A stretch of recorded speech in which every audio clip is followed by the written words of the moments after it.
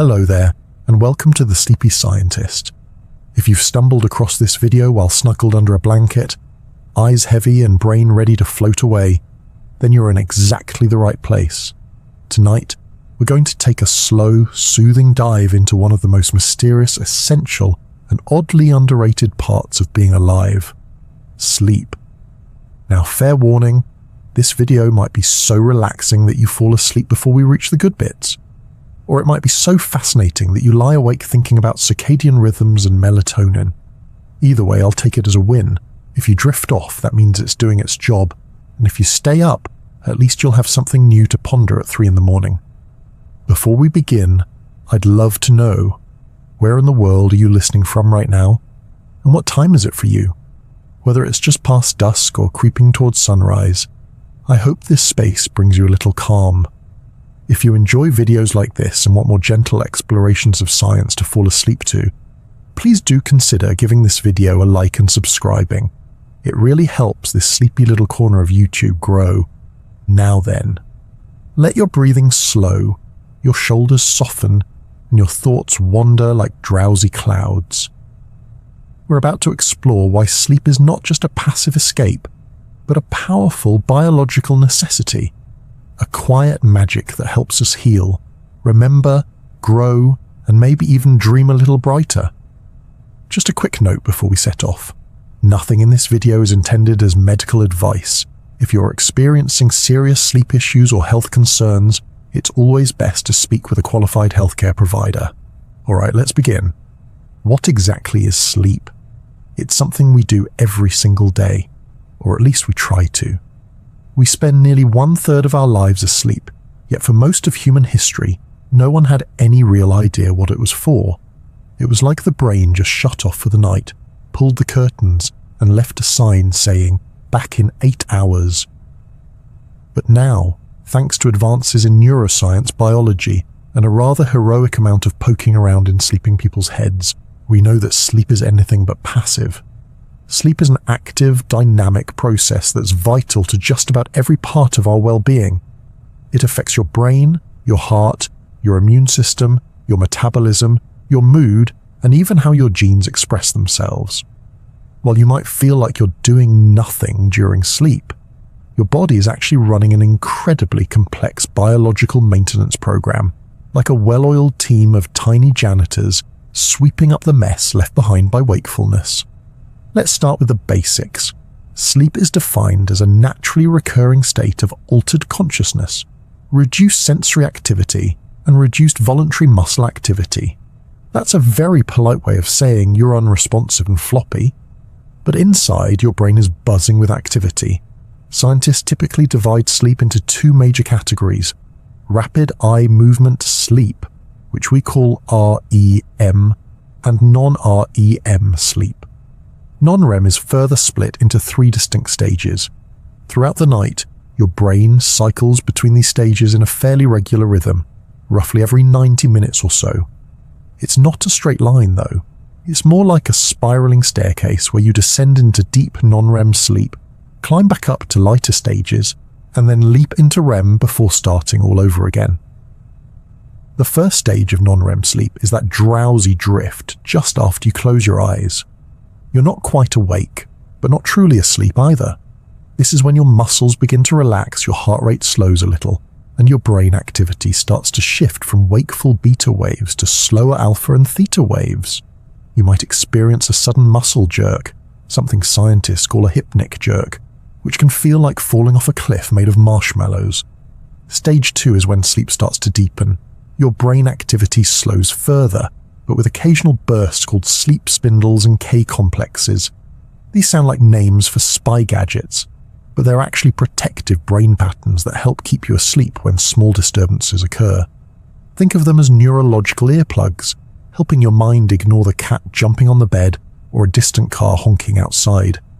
Then comes stage 3, often referred to as slow-wave sleep or deep sleep. This is where the real magic happens. Your brain is now producing slow, powerful delta waves. This stage is critical for physical restoration. Growth hormone is released, tissue is repaired, your immune system is strengthened, and your brain is busy consolidating memories. It's also the hardest stage to wake up from. If you've ever been yanked out of a nap feeling like you've just returned from the moon, chances are you were deep in slow-wave sleep. After a little while, the brain shifts into REM sleep, and things get a lot weirder. Your eyes start darting rapidly under your eyelids, hence the name. Your breathing and heart rate become irregular, your limbs are temporarily paralyzed. Don't worry, it's for your safety, and your brain activity becomes almost indistinguishable from when you're awake. This is when most vivid dreaming occurs.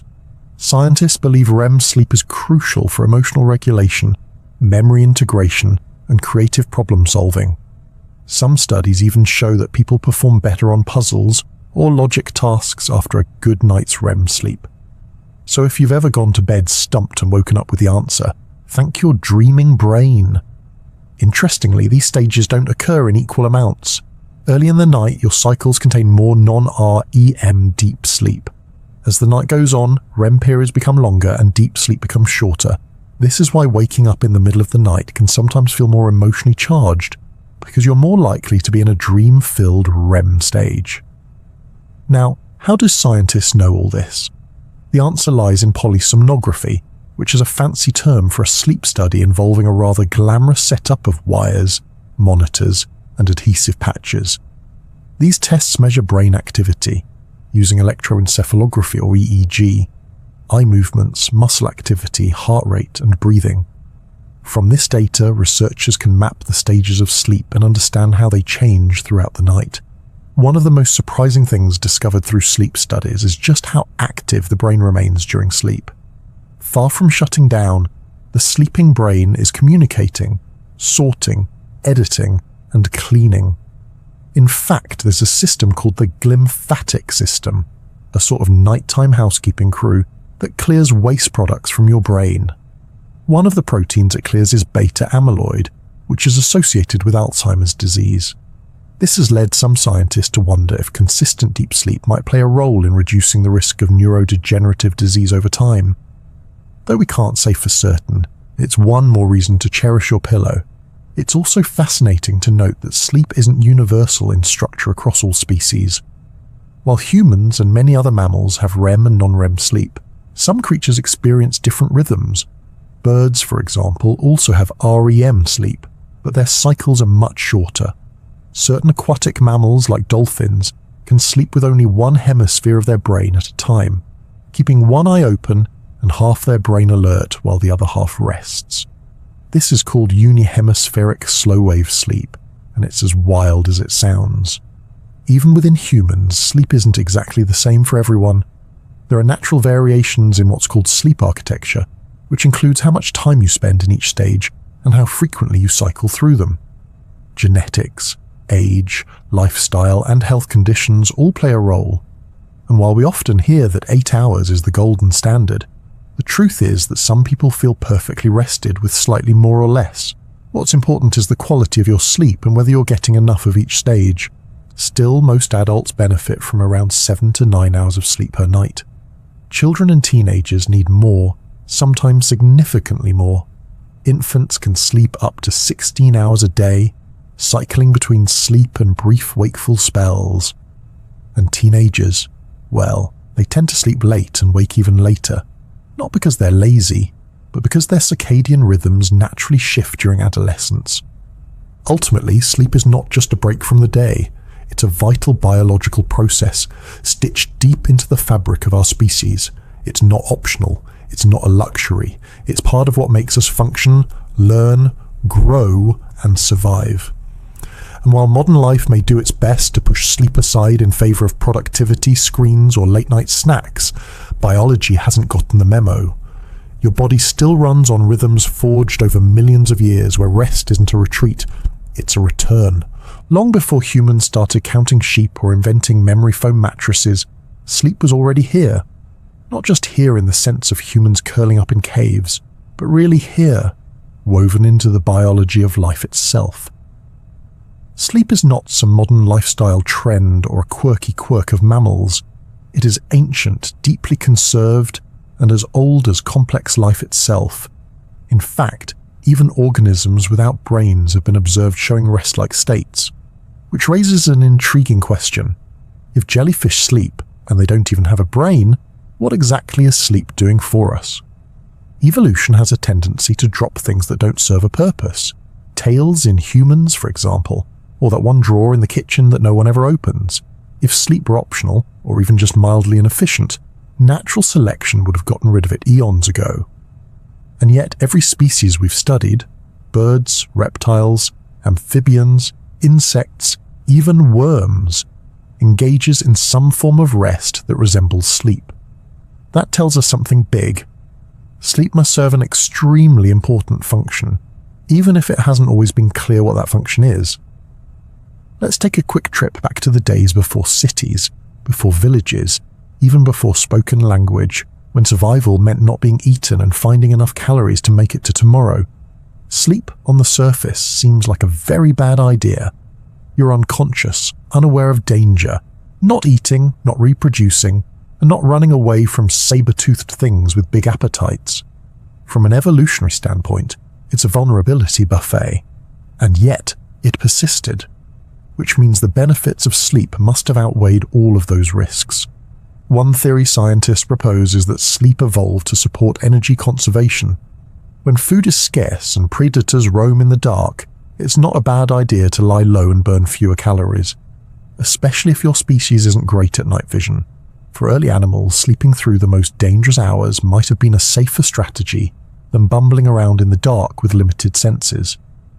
Rest meant not only recovery but survival. But that's only part of the story. Over time, scientists realized that while energy conservation might explain why sleep started, it doesn't fully account for what it does.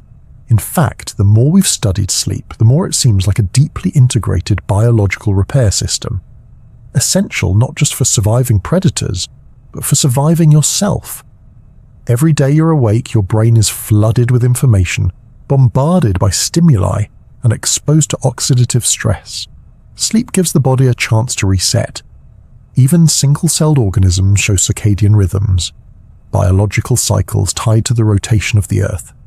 Cyanobacteria, for example, have internal clocks that help them regulate photosynthesis, even though they don't sleep in the traditional sense. This tells us that the drive for rest and rhythm isn't just in your head, it's in your cells, deep in the very machinery of life. As creatures grew more complex, the need for structured downtime became more pronounced. Flatworms, those gloriously wiggly creatures from biology class, show a behavior that resembles sleep. When they rest, they become less responsive to stimuli, their movement slows, and their body enters a kind of quiescent state. These are some of the simplest organisms with a nervous system, and yet they already show signs of needing rest. Jump forward a few 100 million years, and we arrive at insects. Drosophila melanogaster, better known as the common fruit fly, sleeps. And in case you're wondering, scientists measure fruit fly sleep by watching when they stop moving for extended periods. They also discovered that sleep-deprived flies show impairments in memory, learning, and even immune function, which is remarkable, given that their brains are roughly the size of a grain of salt. Moving up the evolutionary ladder, sleep becomes more structured. Reptiles experience sleep, and some researchers believe they may even have a primitive form of REM sleep. Birds, too, sleep in complex ways. Some species, like swifts, can sleep while flying by using one hemisphere of their brain at a time. That's right, these birds can glide through the sky with one half of their brain asleep, while the other half stays awake enough to avoid running into mountains. Penguins do something similar, grabbing short bursts of rest while bobbing in cold ocean waters. Nature, it seems, is highly creative when it comes to keeping creatures safe while they snooze. And then there are mammals whose sleep patterns are as diverse as their diets. Elephants, for instance, sleep for only about 2 hours a day, often while standing. Bats, on the other hand, can sleep up to 20 hours a day, preferably upside down, wrapped in their leathery blankets.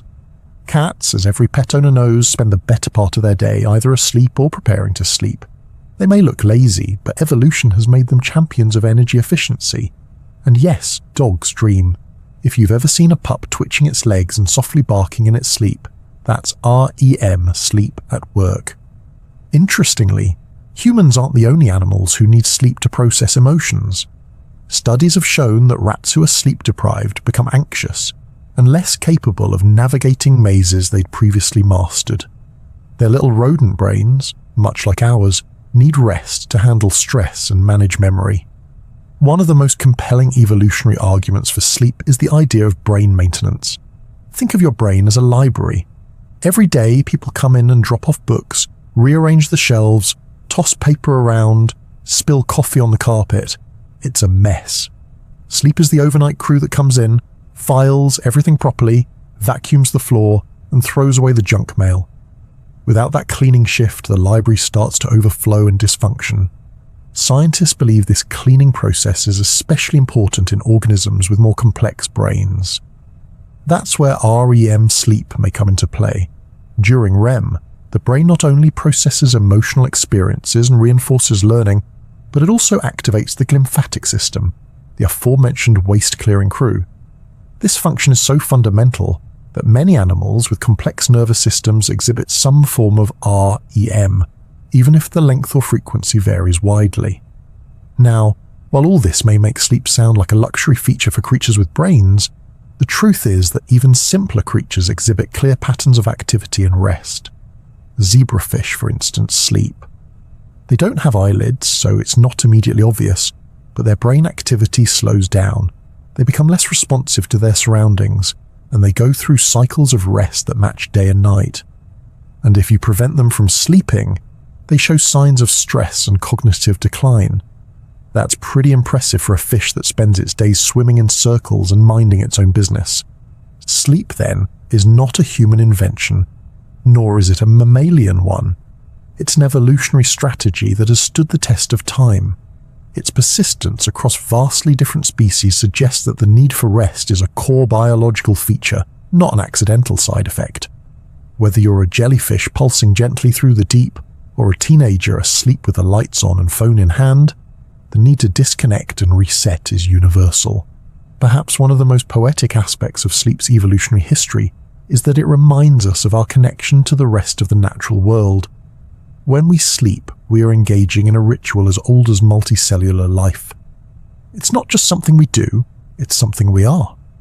From the twitching tentacles of a resting sea anemone to the gentle breathing of a sleeping elephant, rest is written into the very code of life. It's worth noting that while the need for sleep is ancient, the way we sleep has changed over time. Human ancestors likely didn't sleep in one continuous block of 8 hours. There's evidence to suggest that early humans slept in segmented patterns, 2 or more shorter periods of sleep broken by a time of quiet wakefulness. Some cultures still practice this today, whether through midday siestas or polyphasic sleep patterns. These adaptations remind us that sleep is flexible in its timing, even if it's rigid in its necessity. Through the lens of evolution, sleep isn't a sign of laziness or weakness. It's a feature, not a bug. Life didn't evolve despite sleep. It evolved with it. Rest is not an inconvenience. It is a miracle of natural engineering, one that has allowed life to not only endure but to thrive. And in that sense, when we lie down to sleep, we are doing what countless creatures have done before us, trusting the dark, releasing the day, and allowing time itself to smooth out the wrinkles of being alive. The brain is often described as the most complex structure in the known universe. A wrinkly, electrified walnut perched inside your skull, it somehow manages to juggle memory, perception, language, emotions, and the daily drama of being a human. But if you really want to see it put on a performance, watch what happens when it goes to sleep. Sleep may look peaceful from the outside. Soft breaths, relaxed muscles, perhaps a little snoring if you're particularly talented. But inside your head, things are anything but quiet. The brain shifts into a remarkably organized routine, producing rhythmic electrical patterns, regulating body functions, and orchestrating an internal symphony that helps you survive, learn, and even dream. The key to unlocking this nocturnal activity lies in something called brain waves. No, not the kind of waves that say hello to the beach, but actual electrical impulses, measured in hertz, that flow across networks of neurons. When brain cells communicate, they fire tiny bursts of electricity. These bursts create patterns that researchers can measure using electroencephalography, or EEG. Think of EEG as a very fancy hairnet covered in little microphones for neurons. It lets scientists eavesdrop on the electrical chatter happening beneath your scalp. When you're wide awake and mentally engaged, like solving a puzzle or arguing on the internet, your brain emits fast, low-amplitude waves called beta waves. These move at around 13 to 30 Hz and indicate active, alert thinking. But as you begin to relax, maybe sink into bed, eyes closed, thoughts drifting, your brain starts shifting gears. In this relaxed, eyes closed but awake state, alpha waves take over. These are slower, around 8 to 13 Hz, and often associated with calmness, meditation, or the blissful few seconds before someone asks you a question during a meeting. Alpha waves are your brain's way of saying, let's dial it down a notch. Then comes the transition into sleep. This is when theta waves begin to appear. Slower still, around 4 to 8 Hz. This is the realm of stage 1 sleep.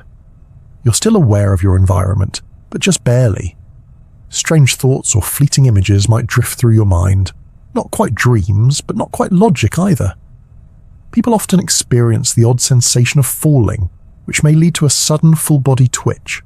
It's entirely normal, if a bit startling. Scientists aren't sure why it happens, but one theory is that it's a vestigial reflex left over from our tree-dwelling ancestors, a sort of built-in grab-the-branch reaction. As you slip into deeper sleep, theta waves become more dominant. Then, in stage 2 sleep, the brain introduces a couple of fascinating new features: sleep spindles and K-complexes. These aren't types of IKEA furniture, although they do sound like they could be. Sleep spindles are rapid bursts of activity that last around half a second. They look like a tight scribble on an EEG reading, and are thought to play a role in memory consolidation and learning. K-complexes, on the other hand, are large, sudden spikes in brain activity. They appear to help keep you asleep in response to external stimuli.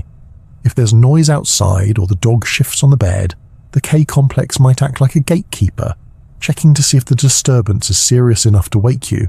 If not, it quiets everything down and lets you keep snoozing.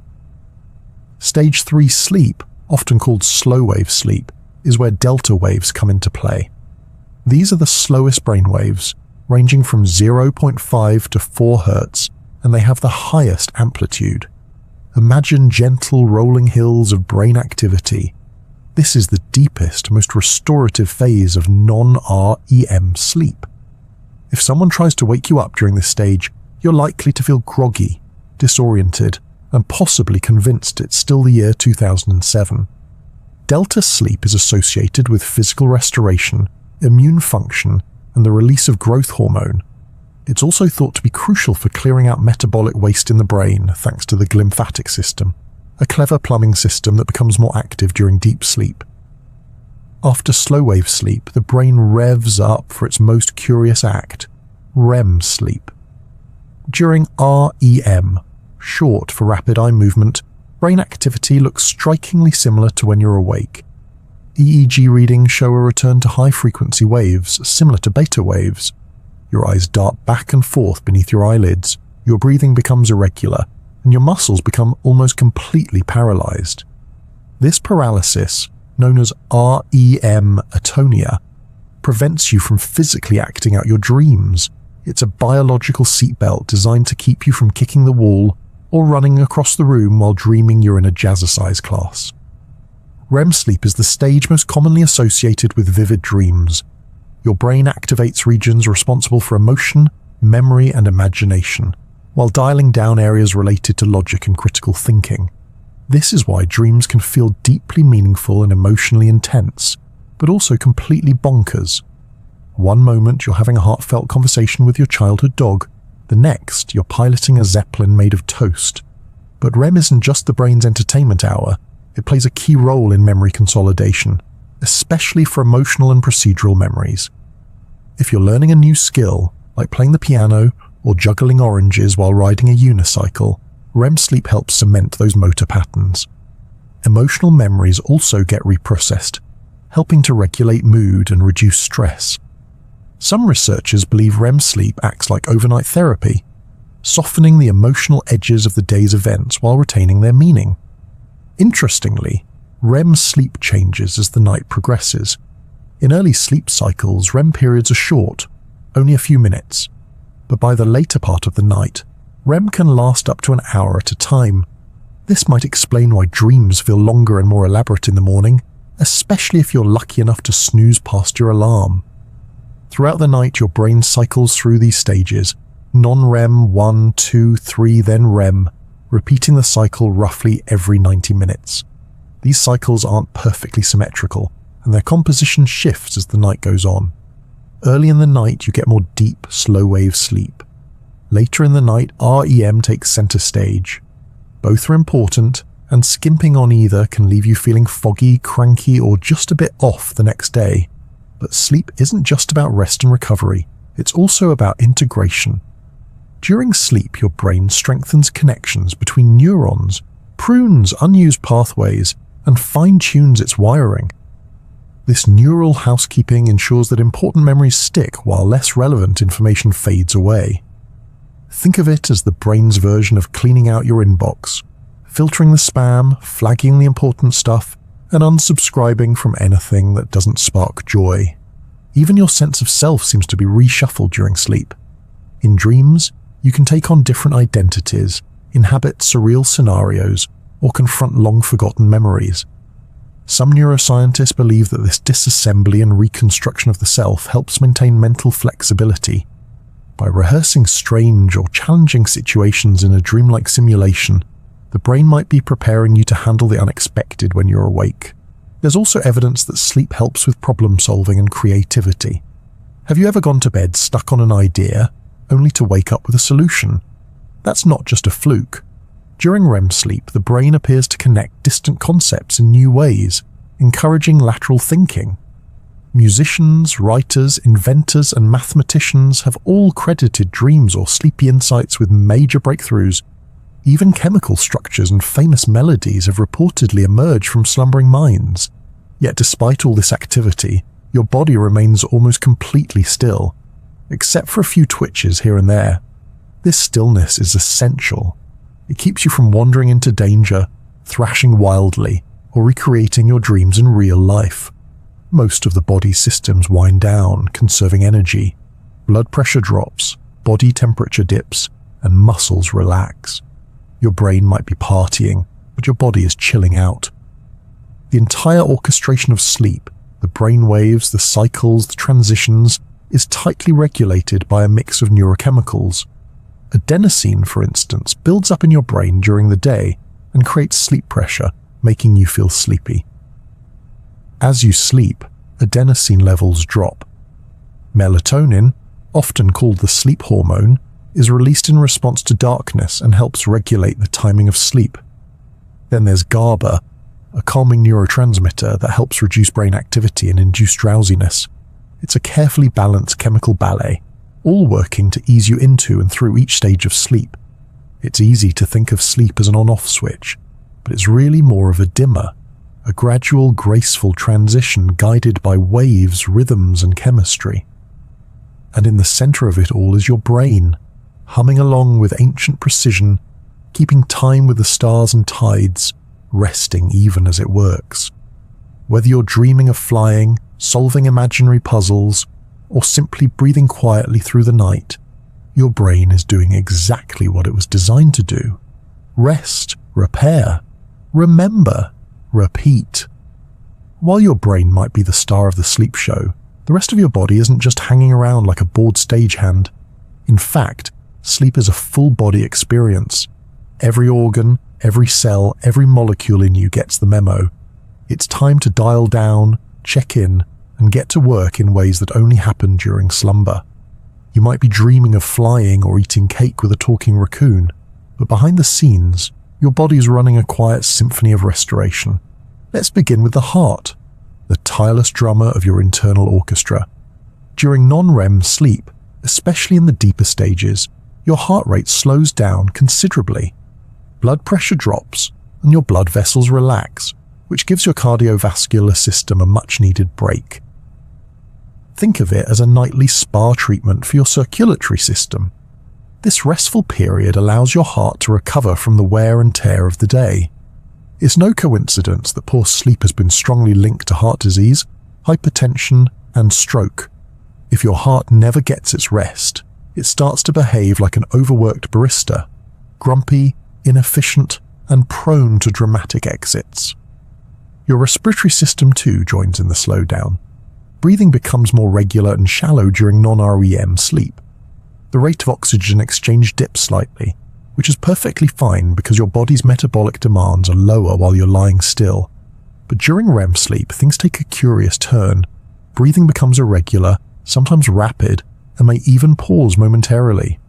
This isn't dangerous in healthy individuals, but it highlights how variable and responsive the body is to different sleep stages. People with sleep disorders like sleep apnea, however, can experience much more significant breathing disruptions during sleep, leading to poor oxygen levels and frequent awakenings. In such cases, the body's finely tuned rhythm becomes more of a chaotic jazz solo. Now let's talk temperature. One of the more subtle but fascinating shifts during sleep is thermoregulation. As you fall asleep, your core body temperature drops slightly. It's part of your body's natural rhythm and a cue that sleep is about to begin. Lowering the temperature helps signal to your body that it's time to rest, kind of like dimming the lights before a movie starts.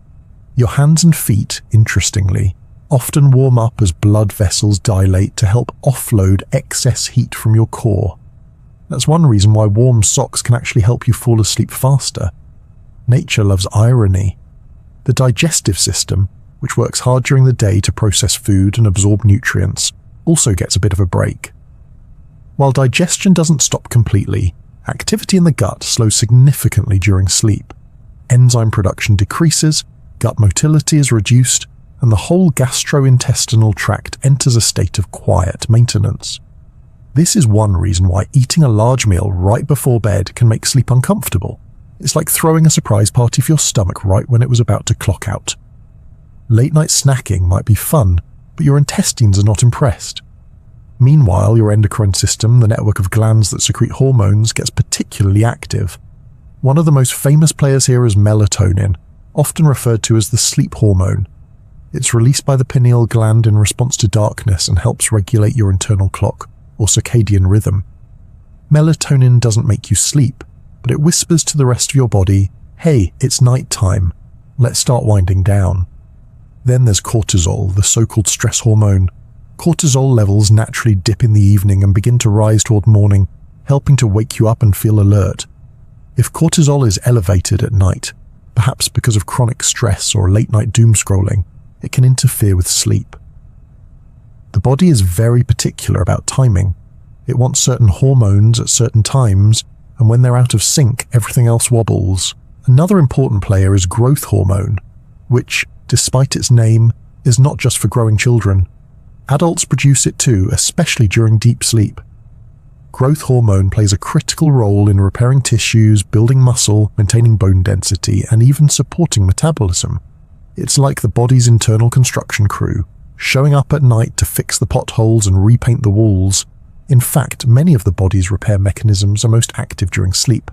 Cellular regeneration, protein synthesis, muscle repair, and immune system activity all ramp up while you snooze.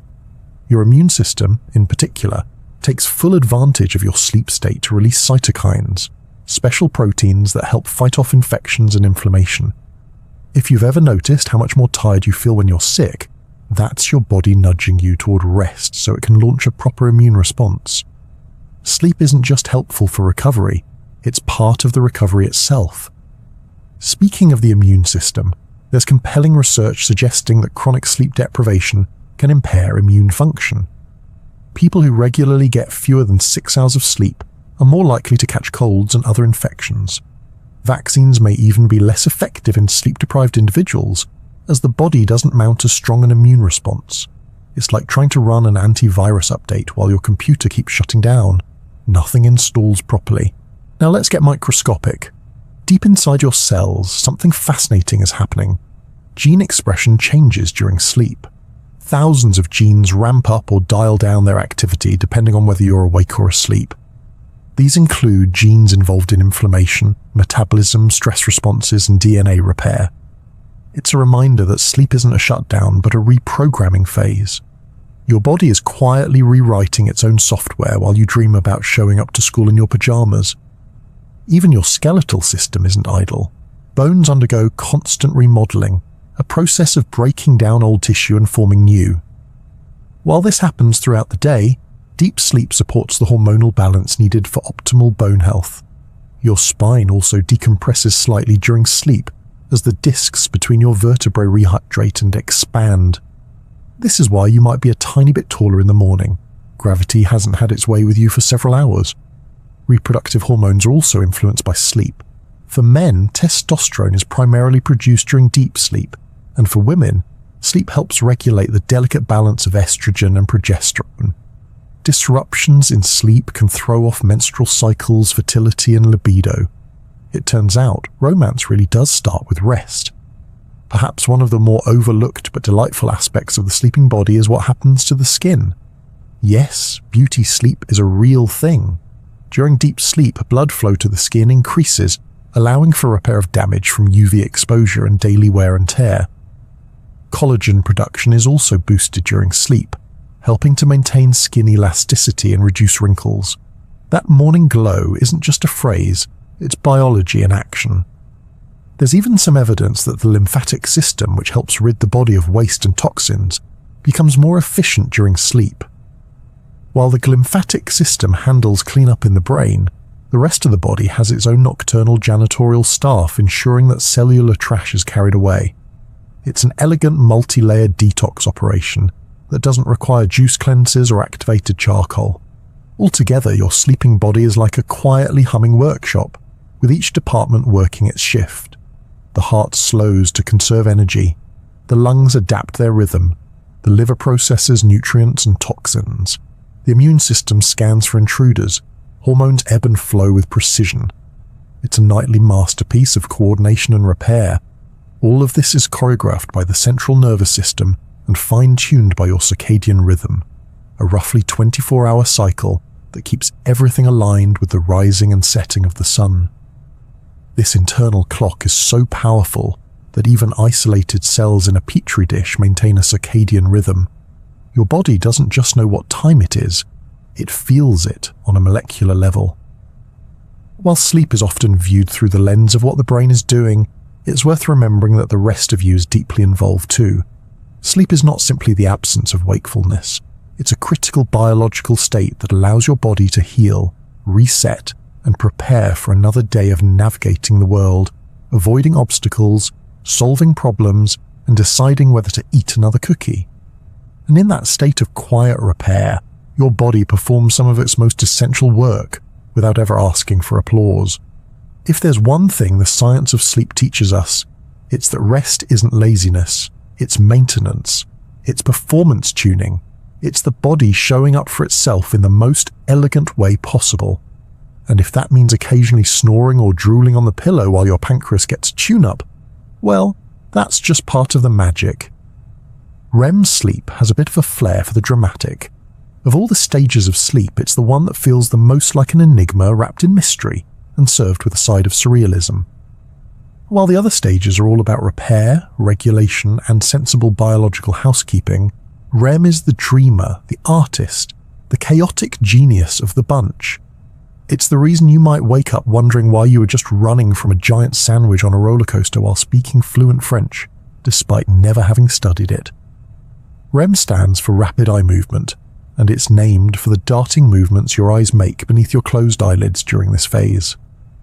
Scientists aren't entirely sure why the eyes do this, but one theory is that the movements correspond to the visual activity in your dreams, almost like your eyes are watching the dream unfold.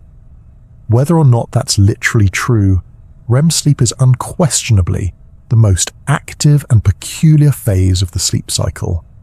What makes REM so fascinating is that it represents a paradox. On the one hand, your brain is buzzing with activity, EEG readings during REM show patterns that are strikingly similar to when you're awake.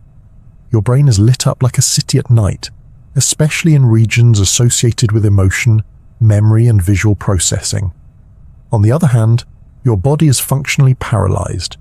This state, called REM atonia, is a built-in safety feature.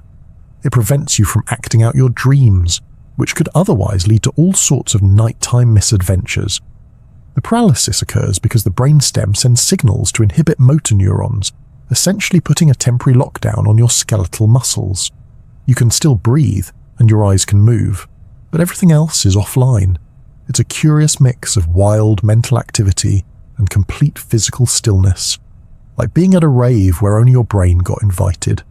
REM sleep first occurs about 90 minutes after you fall asleep.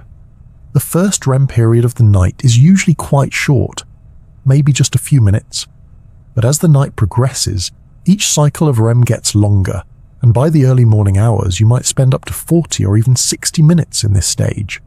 Altogether, REM sleep makes up about 20 to 25% of an adult's total sleep time.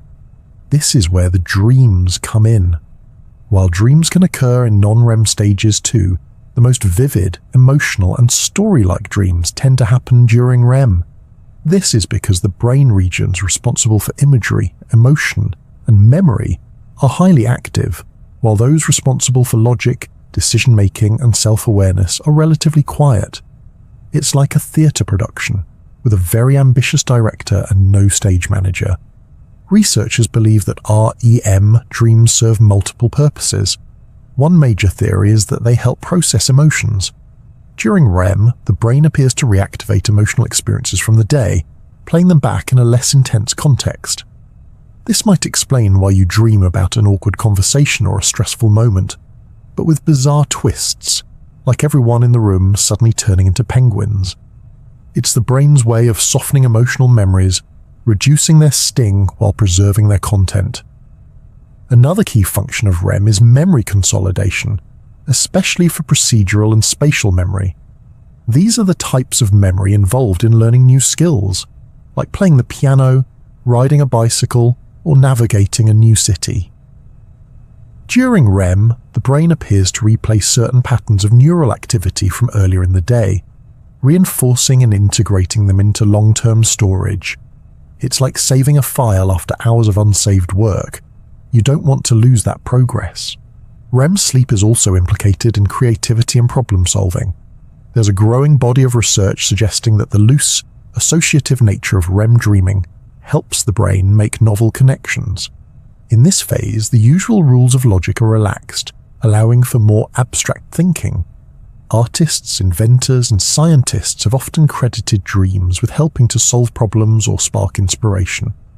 The periodic table, the sewing machine, and even classic songs have all been linked to dream-fueled insights. One curious aspect of REM sleep is its impact on mood. People who are deprived of REM sleep often experience irritability, difficulty concentrating, and even symptoms of depression. In fact, many antidepressant medications suppress REM sleep, which has led to debate about the exact role REM plays in emotional regulation. Some theories suggest that the brain uses REM to recalibrate its emotional circuits, helping us better handle stress and social challenges. It's a kind of emotional defragging, a tune-up for your mood. Interestingly, infants spend a much larger portion of their sleep in REM, up to 50% in newborns. Since babies are doing a tremendous amount of brain development in their early months, this has led researchers to suspect that REM may be particularly important for neural growth and wiring.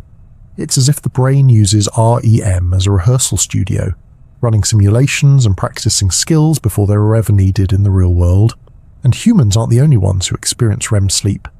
It's been observed in many mammals, from cats and dogs to elephants and even opossums. Birds also appear to experience a form of REM, though it may be shorter in duration. Interestingly, not all animals have REM sleep in the same way, or at all. Dolphins and some other marine mammals, for example, exhibit unihemispheric sleep, where one half of the brain sleeps while the other remains awake. REM sleep appears to be greatly reduced or altered in these animals, possibly because full-body paralysis would not be safe in aquatic environments where breathing must be consciously managed. REM can also be home to some of the sleep world's strangest phenomena. Ever heard of sleep paralysis? That's when you wake up before the REM-induced muscle paralysis has worn off. You're awake and aware but unable to move your body. It's a bizarre and often frightening experience, sometimes accompanied by vivid hallucinations. Despite the spooky folklore that surrounds it, like tales of shadowy figures sitting on chests, It's a fairly common and harmless glitch in the REM transition process. There's also REM behavior disorder, a condition in which the normal muscle paralysis during REM fails to activate. People with this disorder may physically act out their dreams, sometimes violently. It can be dangerous both to the sleeper and their bed partner. REM behavior disorder is rare, but it's been linked to an increased risk of developing neurodegenerative conditions like Parkinson's disease later in life. That connection has made REM a key focus of neurological research. The timing and quality of REM sleep can be affected by many factors. Alcohol, for instance, suppresses REM in the early part of the night, leading to a sort of REM rebound later on, where the brain tries to catch up on missed REM by squeezing in longer, more intense episodes. This might explain why dreams after a night of drinking can feel unusually vivid or strange. Similarly, sleep deprivation in general leads to REM rebound. If you've missed out on rest, the next time you sleep, your body may dive more quickly and deeply into REM. It's like your brain knows what it missed and is determined to make up for lost time. Caffeine, stress, certain medications, and irregular sleep schedules can all disrupt REM. Shift workers, for example, often suffer from fragmented REM sleep, which can lead to cognitive and emotional challenges. This is part of why consistent sleep routines are so important.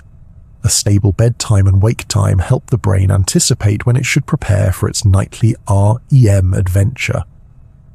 The REM stage is also central to one of the most intriguing areas of sleep science, lucid dreaming.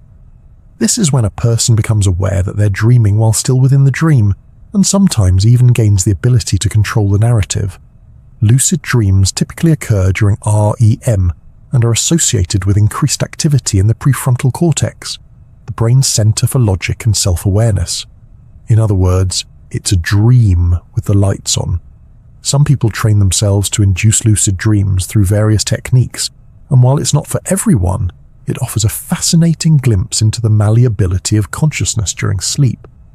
While all stages of sleep are important, REM has a kind of poetic allure.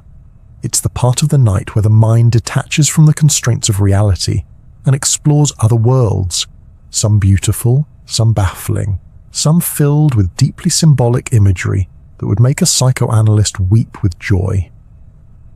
It's a realm where memories are stitched together with imagination, and where the emotional weight of the day is quietly redistributed. REM sleep is a reminder that rest isn't just about shutting down. It's about tuning in to something deeper, a nightly exploration of the inner world that shapes how we think, feel, and remember. Whether you recall your dreams or not, your brain is putting on a silent fireworks show every night, full of emotion, memory, metaphor, and perhaps a flying elephant or two. It's not just rest. It's theater. It's therapy. It's neuroscience in a bathrobe. Non-REM sleep might not have the flashy theatrics of REM, the vivid dreams, the bizarre stories, the wild bursts of brain activity, but it more than makes up for that with quiet, deliberate purpose.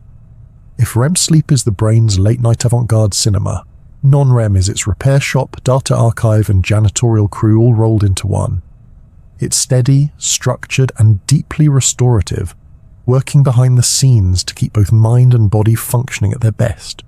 Non-REM, short for non-rapid eye movement sleep, makes up roughly 70 to 75% of a typical night's sleep. It's divided into 3 stages, creatively named Stage 1, Stage 2, and Stage 3. Despite the plain names, each of these stages plays a vital role in keeping you healthy, alert, and emotionally balanced. The progression through them is like a gentle descent, each level taking you further from the surface of wakefulness and deeper into biological rejuvenation.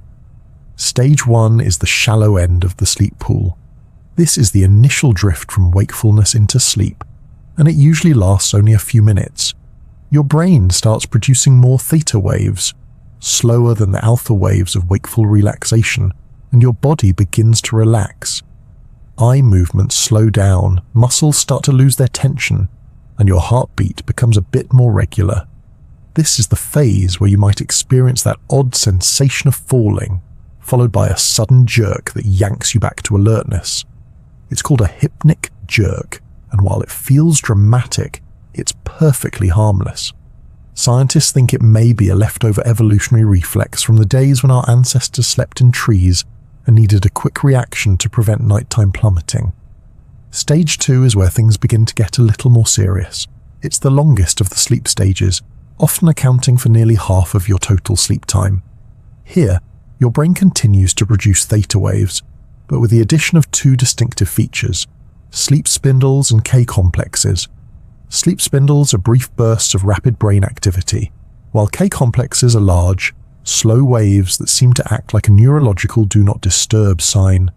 Together, they help protect your sleep from being interrupted by minor noises or movements in your environment. Think of them as the brain's white noise machine. During stage 2, your body temperature drops slightly, your heart rate slows even more, and eye movement stops completely. Muscles continue to relax, and your body starts shifting into a more energy-conserving mode. This stage is crucial for memory consolidation, especially for factual and declarative memories, things like names, dates, and what you ate for lunch. It's your brain's filing cabinet, helping you sort the useful from the forgettable. Then we arrive at stage 3, also known as slow wave sleep or deep sleep. This is where the real heavy lifting happens. Your brain is now producing delta waves, large, slow electrical pulses that are associated with the deepest levels of rest. It's extremely difficult to wake someone from deep sleep, and if you manage to do it, they'll likely be groggy and disoriented for several minutes. That post-nap confusion where you don't know what year it is, that's the signature of being pulled out of slow-wave sleep. Slow-wave sleep is critical for physical restoration. This is when your body releases growth hormone, repairs muscle tissue, and strengthens the immune system. If REM sleep is about dreaming and emotional processing, slow-wave sleep is about putting the body in the shop for routine maintenance. It's also the phase where the glymphatic system kicks into high gear. This is the brain's waste disposal service, clearing out toxins and byproducts that accumulate during wakefulness. One of the substances cleared out is beta amyloid, a protein associated with Alzheimer's disease. It's not a stretch to say that deep sleep could be your brain's best defense against long-term cognitive decline. Interestingly, as you age, you tend to get less slow-wave sleep. Children and teenagers spend a significant portion of their night in deep sleep, which makes sense given their rapid physical and mental development. But as adults grow older, the amount and quality of slow-wave sleep decreases. This might be part of the reason why older adults often report feeling less refreshed after a night's sleep, even if they've had enough hours in bed. One of the curious things about slow-wave sleep is that it's largely front-loaded in the night. In a typical sleep cycle, the first few hours of sleep are dominated by deep non-REM sleep. As the night progresses, the cycles shift to include more REM and less slow-wave sleep. That's why going to bed late and waking early can disproportionately rob you of the most restorative part of sleep. You might still get your dreams, but your body misses out on the essential repairs that happen earlier on. Sleepwalking, night terrors, and other parasomnias often occur during this stage of non-REM sleep. These behaviors emerge from the depths of slow-wave sleep and are more common in children than adults. They're typically not remembered because the brain isn't in a state conducive to forming clear memories. It's like trying to write in a notebook with your eyes closed and your pen upside down. The brain is too deep into its maintenance mode to take notes. Another fascinating aspect of non-REM sleep is its connection to memory reactivation. While REM sleep is known for emotional and procedural memory processing, non-REM, particularly slow-wave sleep, seems to play a key role in consolidating declarative memories. In studies where people learn lists of words, spatial tasks, or new concepts, those who get adequate non-REM sleep perform significantly better on recall tests the next day.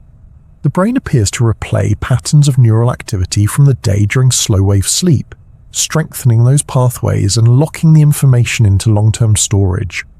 There's also evidence that the brain uses slow-wave sleep to prune unnecessary neural connections. This may sound a bit ruthless, but it's actually a sign of efficiency. You accumulate tons of new neural connections during the day, many of which are redundant or irrelevant. At night, your brain goes in with a metaphorical pair of gardening shears, trimming back the overgrowth to keep your mental landscape clear and organized. It's less spring cleaning and more like bonsai maintenance. One particularly interesting experiment involved playing sounds associated with specific memories while participants were in slow-wave sleep. The researchers found that doing so could enhance memory consolidation, essentially boosting learning through subtle cues delivered during deep sleep.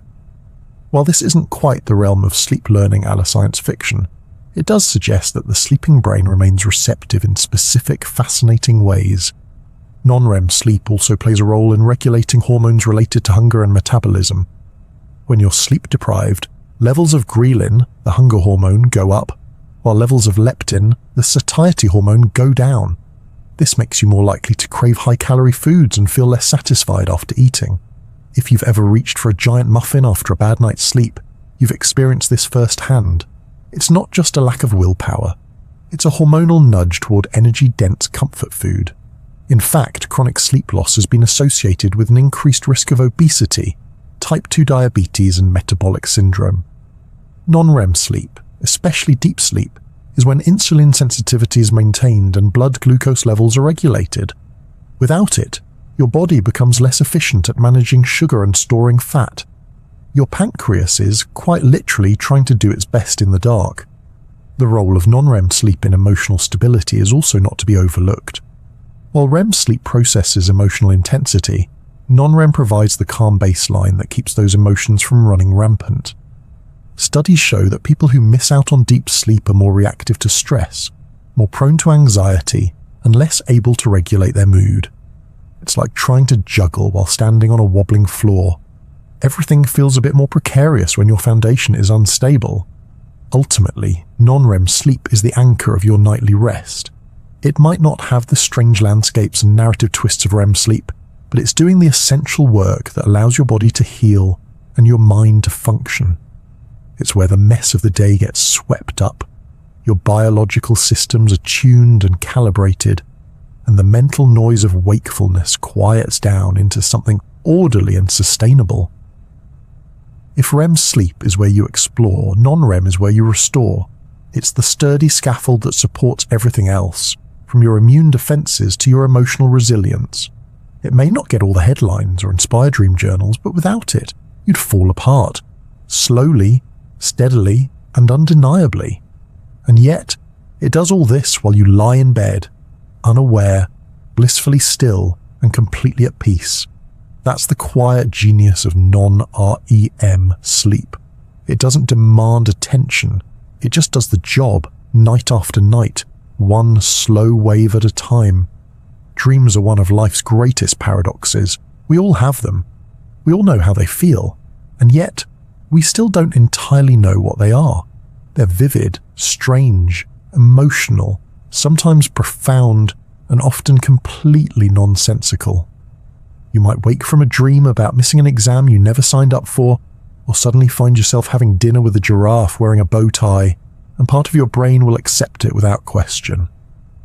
Welcome to the world of dreams, a realm where physics takes a coffee break, time bends, and the impossible feels perfectly reasonable. Throughout history, humans have tried to make sense of dreams. In ancient civilizations, dreams were often seen as messages from the gods or visions of the future. The ancient Egyptians believed that dreams were portals to the divine, while the Greeks thought dreams could offer glimpses into hidden truths. Aristotle believed that dreams were reflections of our inner physical states. If your stomach was upset, your dreams might take a chaotic turn. Hippocrates, ever the practical physician, suggested that dreams could help diagnose disease based on the symbols and feelings they evoked. Fast forward a couple of millennia and enter Sigmund Freud, the Austrian neurologist who famously suggested that dreams are windows into the unconscious mind. According to Freud, dreams were symbolic expressions of repressed desires, many of which, unsurprisingly, involved themes of love, fear, power, and various unresolved complexes. He wrote extensively about dream symbolism, proposing that everything in a dream, from a door to a staircase, represented something else entirely.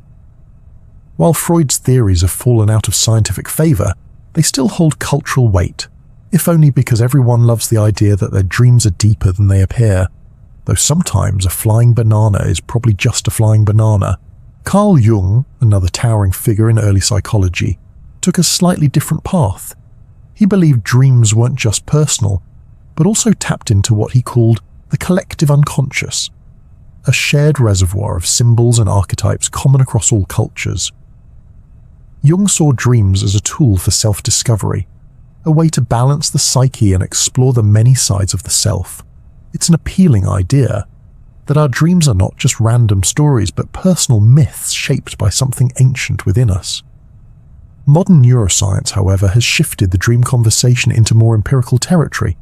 Today, we understand that dreams are most strongly associated with REM sleep, when the brain's activity closely resembles wakefulness. During this stage, the limbic system, which includes the amygdala, hippocampus, and other emotion processing centers, lights up. Meanwhile, areas responsible for logical reasoning and self-awareness, like the prefrontal cortex, are relatively quiet. The result? Vivid emotional experiences with very little rational oversight. Your brain is running the show, but the usual editors have stepped out for a coffee break. There are several competing theories about why we dream. One of the most widely accepted is the activation synthesis hypothesis. Proposed by researchers Alan Hobson and Robert McCarley, this theory suggests that dreams are the brain's attempt to make sense of random neural activity during REM sleep. Essentially, your brain is being bombarded with signals, and it responds by weaving a story. It's a bit like watching clouds and seeing shapes, a dragon here, a castle there. The meaning isn't in the clouds themselves, but in the interpretation. Another compelling idea is the threat simulation theory. This one argues that dreams evolved as a kind of virtual reality training ground. Early humans faced constant threats, predators, rival tribes, environmental dangers, and dreams may have provided a safe space to rehearse these scenarios. If you've ever had a dream where you're running from danger or navigating a tense social situation, you might be tapping into this ancient neural rehearsal system. Think of it as mental parkour, preparing you for life's unexpected jumps. Some researchers believe dreams serve a more emotional purpose. The idea is that dreaming helps us process intense emotions and difficult experiences in a low-risk environment. During REM sleep, the brain revisits recent emotional memories and gradually reduces their intensity, allowing us to face the next day with less baggage. If something upsetting happens to you, your brain might run a dream version of the event, not to traumatize you all over again, but to soften the edges, like sanding down a sharp corner. There's even a theory that dreams help with creativity. Studies have shown that people who are allowed to dream during naps perform better on problem-solving tasks compared to those who don't reach REM. The unfiltered nature of dreaming allows the brain to form connections between unrelated concepts, which is the essence of creative thinking. This might explain why so many artists, writers, and scientists report dream-inspired insights.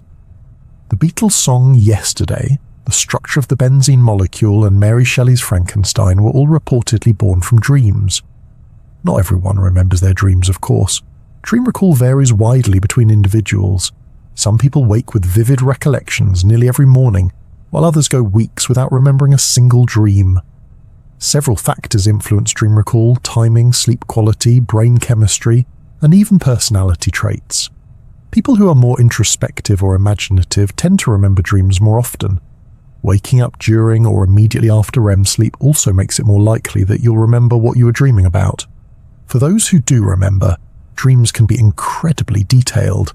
They can be filled with colors, sounds, conversations, emotions, and a sense of narrative, although the plot often falls apart under the light of morning. Dreams can also be deeply emotional. Many people report experiencing joy, fear, sadness, anger, or confusion in dreams. Some dreams are so intense they stick with us for years, like little psychological tattoos. Then there's lucid dreaming, which is something of a dream within a dream. In a lucid dream, you become aware that you're dreaming, and in some cases you can even influence the content of the dream. It's like having the director's chair in your own private movie theater. Lucid dreaming usually occurs during REM and is associated with increased activity in the prefrontal cortex, the part of the brain responsible for self-reflection and decision-making. Some people train themselves to have lucid dreams using techniques like reality checks, journaling, or wake-back-to-bed methods. While not everyone can achieve lucidity, those who do often describe it as exhilarating, weirdly liberating, and occasionally hilarious. Nightmares, unfortunately, are dreams' darker cousins. They often stem from stress, trauma, anxiety, or certain medications. While unpleasant, nightmares might also serve a purpose by helping us process fear or rehearse threatening situations. Frequent nightmares, however, can disrupt sleep and contribute to insomnia or sleep anxiety. There are therapeutic approaches to managing recurring nightmares, such as imagery rehearsal therapy, where people rewrite their nightmares into more positive outcomes and mentally rehearse them during the day. It turns out that even dreams can benefit from a rewrite. There are also cultural and personal differences in the content of dreams. Studies have found that people in different parts of the world tend to dream about things that reflect their daily lives and social environments. In societies where survival is more precarious, dreams may feature more themes of danger or misfortune. In more individualistic cultures, people may dream more about personal achievement or emotional relationships. Even your waking mood and recent experiences can color your dreams. Watching a scary movie, having an argument, or eating something strange before bed might just leak into the narrative. As mysterious as they are, dreams remain one of the most intriguing aspects of sleep. We've come a long way from reading omens in the shapes of animals, but we're still captivated by what dreams reveal or seem to reveal about us. Science has provided a better understanding of the mechanics, but there's something deeply human about the way dreams dance just beyond our grasp. They remind us that the mind is more than logic and data. It's a storyteller, a wanderer, a painter of strange internal landscapes. What's especially delightful is that dreams belong to everyone. They're free, unpredictable, and unique to each of us. Whether your dreams are mundane recaps of the day, epic fantasy adventures, or just fuzzy feelings you can't quite put into words, they're part of the rich tapestry of being alive. They blur the line between memory and imagination, between sense and nonsense, between who we are and who we might be. Dreams don't come with instruction manuals, and perhaps that's part of their charm. They arrive unannounced, speak in symbols, and leave behind echoes. And while science continues to unravel the neural mechanisms behind them, dreams will likely always hold a bit of mystery, something ineffable that can't be fully mapped or measured. And maybe that's the point. Not everything has to be fully understood to be meaningful. Sometimes, it's enough to simply lie back, close your eyes, and let the mind wander, to drift into that strange and beautiful world where logic takes a nap and imagination comes out to play. Sleep is something we all need, but not something we all experience the same way, especially across a lifetime. A baby's idea of a good night's sleep might involve waking up every few hours and crying for attention, while a teenager can happily sleep through multiple alarms, a thunderstorm, and perhaps even a marching band. Meanwhile, older adults may find themselves wide awake at 4 a.m, wondering why their sleep schedule seems to be running on a completely different clock than it used to. Sleep changes dramatically as we age, and understanding how and why it evolves can offer insight into everything from child development to healthy aging. Let's begin at the very beginning, infancy. Babies are the undisputed champions of sleep, though not necessarily when it comes to letting others sleep. Newborns can sleep anywhere from 14 to 17 hours a day, often in irregular chunks that seem to follow no rhyme or reason. This fragmented sleep isn't just them being delightfully unpredictable. It reflects the immaturity of their circadian rhythms. Unlike adults, newborns haven't yet developed a consistent internal clock. Their sleep-wake cycles are driven more by hunger than by light or darkness. In the earliest weeks of life, babies enter sleep through REM, rather than non-REM, which is the opposite of the adult pattern. Their sleep is also heavily dominated by active sleep, a baby version of REM which may serve a crucial role in brain development. The rapid eye movements, irregular breathing, and spontaneous twitching all suggest that their brains are firing off test signals, forming connections, and wiring up the neural network that will help them understand the world. It's like the brain is rehearsing before the curtain goes up. As babies grow into toddlers, their sleep becomes more consolidated. By 6 months, many infants begin sleeping longer at night and spending more time in non-REM stages. Naps are still very much part of the schedule, usually 2 to 3 per day, and these short bursts of sleep are critical for memory formation and learning. Parents may notice that after a nap, a toddler seems to suddenly know something new: how to stand, how to say a word, how to turn a doorknob just in time to escape. That's not a coincidence. Sleep helps the brain consolidate what it's learned. By the time children reach preschool age, their sleep becomes more adult-like in structure, with longer periods of non-REM sleep early in the night and more REM sleep in the early morning hours. Total sleep needs decline slightly. Most children between the ages of 3 and 5 need about 10 to 13 hours per day, including naps. Napping gradually fades away as children approach school age, though the disappearance of naps is often more about scheduling and social expectations than biology. Given the choice, many 5-year-olds would still gladly nap in the middle of the day, along with quite a few adults if we're being honest. School-age children continue to need a lot of sleep, usually between 9 and 12 hours each night, but modern life often gets in the way. Between early school start times, extracurricular activities, screen time, and homework, many children don't get the rest they need. This can impact mood, attention, learning, and even immune function. Sleep-deprived kids might not always look sleepy. Instead, they might seem hyperactive or emotionally dysregulated, something that's sometimes mistaken for behavioral issues. Then come the teenage years, where sleep patterns undergo another seismic shift. Puberty doesn't just bring changes in height, hormones, and musical taste, it also changes circadian timing. Adolescents experience a natural delay in the timing of their internal clock, meaning they feel sleepy later at night and prefer to wake up later in the morning. This is known as a phase delay, and it's completely normal. Unfortunately, school schedules are often not designed with teenage biology in mind. Most high schools start early, forcing teens to wake up during the very hours when their bodies crave sleep the most. The result? Many teenagers are chronically sleep deprived, running on fumes throughout the school week, and then trying to catch up by sleeping in on weekends. This regular pattern can throw their circadian rhythms even further off balance. And sleep isn't just important for mood and alertness, it's crucial for memory, emotional regulation, and mental health. Teenagers who don't get enough sleep are at increased risk for depression, anxiety, and difficulty concentrating. There's a growing movement advocating for later school start times based on this science, and some districts have already made the switch with positive results. Once people reach adulthood, sleep tends to stabilize.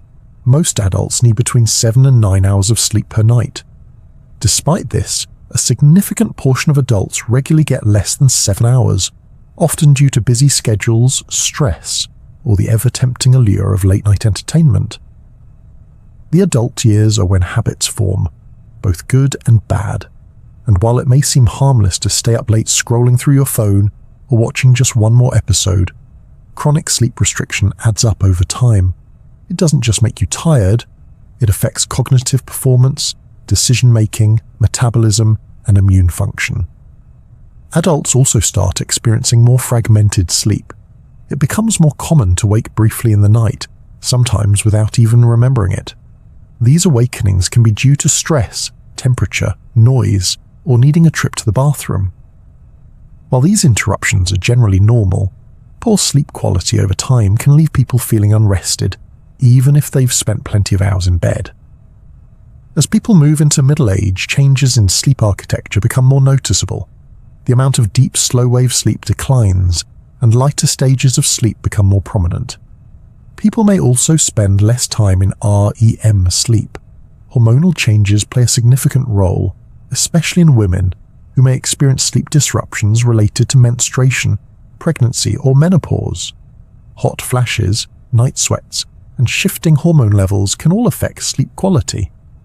By the time people reach their senior years, sleep often changes even more significantly. Older adults tend to go to bed earlier and wake up earlier, a pattern sometimes referred to as advanced sleep phase. While they may still get the same number of hours of sleep overall, it often becomes more fragmented, with lighter sleep, more awakenings, and more time spent awake in bed. This isn't necessarily pathological, but it can be frustrating, especially if someone expects their sleep to look like it did when they were 25. Medical conditions and medications can also impact sleep in older adults. Chronic pain, arthritis, cardiovascular issues, or neurological changes can all interfere with restful sleep. Certain medications may have side effects that include insomnia or excessive daytime sleepiness. And let's not forget the often overlooked villain of many sleepless nights, the bladder. Nocturia, or frequent nighttime urination, is extremely common in older adults and can be a major contributor to sleep fragmentation. Despite these changes, good sleep is still essential for healthy aging. It supports cognitive function, immune health, mood, and even longevity. There's a common myth that older adults don't need as much sleep, but this isn't true. The need for sleep doesn't decrease dramatically. It's the ability to get it that often declines. That's why good sleep hygiene becomes increasingly important with age. Maintaining a consistent bedtime, creating a relaxing bedtime routine, limiting caffeine and alcohol, and managing light exposure can all help improve sleep quality. Interestingly, some aspects of sleep remain consistent throughout life. Circadian rhythms, those internal 24-hour clocks that govern sleep and wakefulness, are present from infancy onward, even if they shift in timing. The body's drive for sleep, regulated by the buildup of adenosine, remains a constant force, and the core stages of sleep, REM and non-REM, persist across all age groups, even if the proportions change. What also remains is the fundamental importance of sleep. It's easy to think of sleep as a luxury or a passive state, especially in our fast-paced world. But in truth, it's a powerful and active biological process that supports nearly every system in the body. Whether you're a nap-happy toddler or a night-waking octogenarian, sleep remains one of the most essential and mysterious parts of human life. And while the structure, timing, and texture of sleep may evolve over the years, its purpose does not. Sleep continues to offer rest, repair, and renewal. It helps us grow, learn, adapt, and heal. It connects our earliest memories to our newest ideas, and it provides, across the decades, a place of quiet refuge, a soft landing each night in a world that never stops turning. Humans aren't the only creatures who need their beauty rest. Sleep, or something very much like it, is found all across the animal kingdom. From napping dogs and dozing birds to underwater sleepers and upside-down bat snoozers, animals have evolved an astonishing array of sleep strategies. And while their methods might seem strange to us, like sleeping while standing or with half their brain turned off, they all serve the same basic purpose: to restore, reset, and prepare for another day of survival. Let's start with a familiar companion, the domestic dog. Anyone who's ever lived with a dog knows they take sleep very seriously. Dogs can sleep anywhere from 12 to 14 hours a day, depending on their age, breed, and activity level. Puppies, much like human babies, sleep even more, sometimes up to 20 hours. And when dogs sleep, they cycle through stages similar to ours, including REM sleep. You can often see them twitching, paddling their legs, or softly barking while dreaming. It's not just cute, it's evidence of complex brain activity during slumber. Cats, of course, take sleep to another level. Domestic cats sleep around 13 to 16 hours a day, and some especially lazy felines can reach up to 20. This isn't laziness, at least not entirely. Cats are natural predators, and like many predators, they conserve energy for short, intense bursts of activity. Their brains show patterns of REM and non-REM sleep, similar to humans, and yes, they dream too.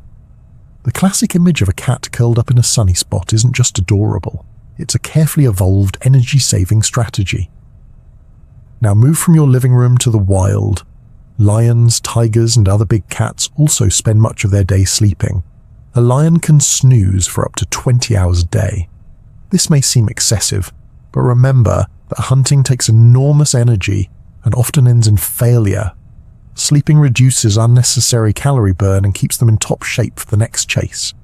But not all animals can afford such luxurious nap schedules.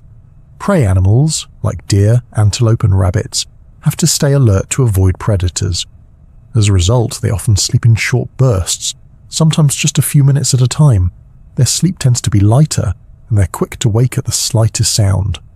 Some can even sleep with one ear raised and one eye slightly open, ready to flee at the first sign of danger. It's not exactly restful, but it's effective if your number one priority is staying alive. Birds bring even more fascinating twists to the sleep story. Most birds experience both REM and non-REM sleep, but their REM periods are extremely short, often just a few seconds. Some birds, such as swifts, are believed to be able to sleep while flying. Yes, really. During long migratory journeys, these birds can remain airborne for days at a time, and researchers believe they sleep mid-flight using a technique called unihemispheric slow-wave sleep. This means one hemisphere of the brain sleeps while the other stays awake enough to maintain flight and avoid obstacles. Dolphins, whales, and certain species of seals do the same, but for a different reason. They need to come up for air regularly and can't fully shut down without drowning. Half-brain sleeping is their elegant workaround. This unihemispheric sleep doesn't seem to impair cognitive function either. In fact, studies have shown that animals can maintain alertness and even learn simple tasks while alternating sleep between brain hemispheres. It's like having a biological shift schedule. One side rests while the other keeps watch, and then they switch. Humans, by contrast, sleep with both hemispheres simultaneously, although there's evidence that in unfamiliar environments, one hemisphere may remain slightly more alert, a phenomenon known as the first night effect. Bats, on the other hand, do full-on no-nonsense sleep. These creatures of the night often hang upside down in total stillness for hours. Many species sleep up to 20 hours a day, rivaling cats for the title of the animal kingdom's sleep champion. Because bats fly at night and feed on insects or fruit, their daylight hours are spent in deep rest, safe in dark, hidden roosts. Their sleep includes both REM and non-REM phases, just like ours. Elephants offer a surprising contrast. You might expect such massive animals to need loads of sleep, but they actually sleep very little, sometimes only 2 to 4 hours per day, and often standing up. In the wild, elephants are constantly on the move, searching for food and water, and always alert for danger.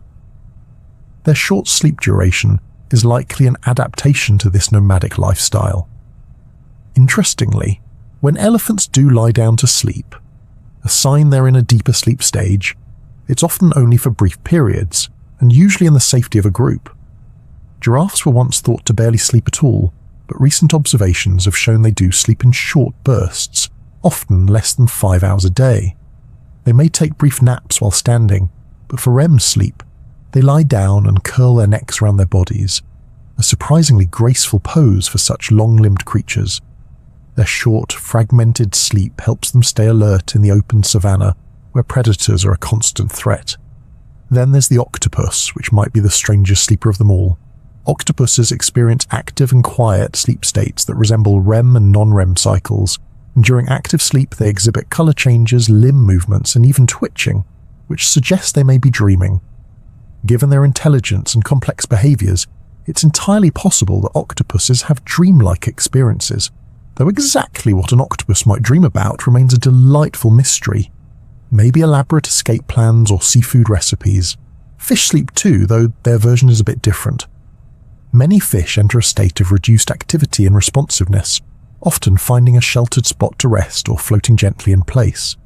They don't close their eyes, since they don't have eyelids, but their metabolic rate drops, and they become less responsive to external stimuli.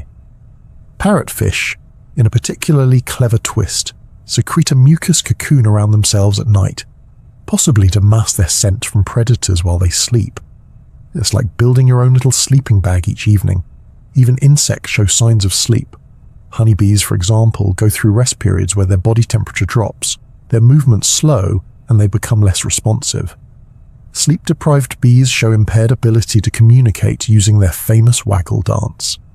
Fruit flies have also been extensively studied for sleep patterns and even exhibit sleep rebound, sleeping longer after being deprived, just like humans. In fact, some of the most fundamental discoveries in sleep research have come from studying these tiny, winged test subjects. Hibernation, though often confused with sleep, is a different beast altogether. Animals like bears, groundhogs, and bats enter hibernation to survive cold months with scarce food. Their body temperature drops significantly, heart rate slows, and metabolic processes grind down to a near halt. While hibernation includes bouts of sleep-like states, it's not the same as the nightly sleep cycles we experience. Interestingly, hibernating animals may still wake periodically and undergo brief periods of real sleep, suggesting that even in deep torpor, true sleep is still biologically necessary. In the insect world, some species enter a similar state called diapause, a form of dormancy that helps them survive unfavorable conditions. Again, it's not exactly sleep, but it's governed by similar principles, conserving energy, reducing activity, and waiting for the world to become a bit more hospitable. Despite all these differences, the fundamental patterns of sleep are astonishingly conserved across species. REM-like and non-REM-like stages exist in mammals, birds, and even reptiles, though not always in exactly the same format. The presence of sleep, or sleep-like states, in creatures as diverse as dogs, dolphins, and Drosophila flies suggests that rest is not just a helpful adaptation, it's a core requirement for complex life. And while humans often romanticize sleep with pillows and pajamas, animals remind us that sleep is flexible, adaptable, and often creatively solved. Whether it's a bird catching Z's mid-air, a dolphin letting one hemisphere rest, or a lizard basking with one eye open, nature finds a way to balance the need for rest with the demands of survival. Sleep in the animal kingdom is as diverse and inventive as life itself. It's a testament to evolution's ingenuity that something so essential can take so many forms, but no matter how it's done, curled in a burrow, perched on a branch, or floating in the sea, the message is the same. Rest is sacred. Sleep matters.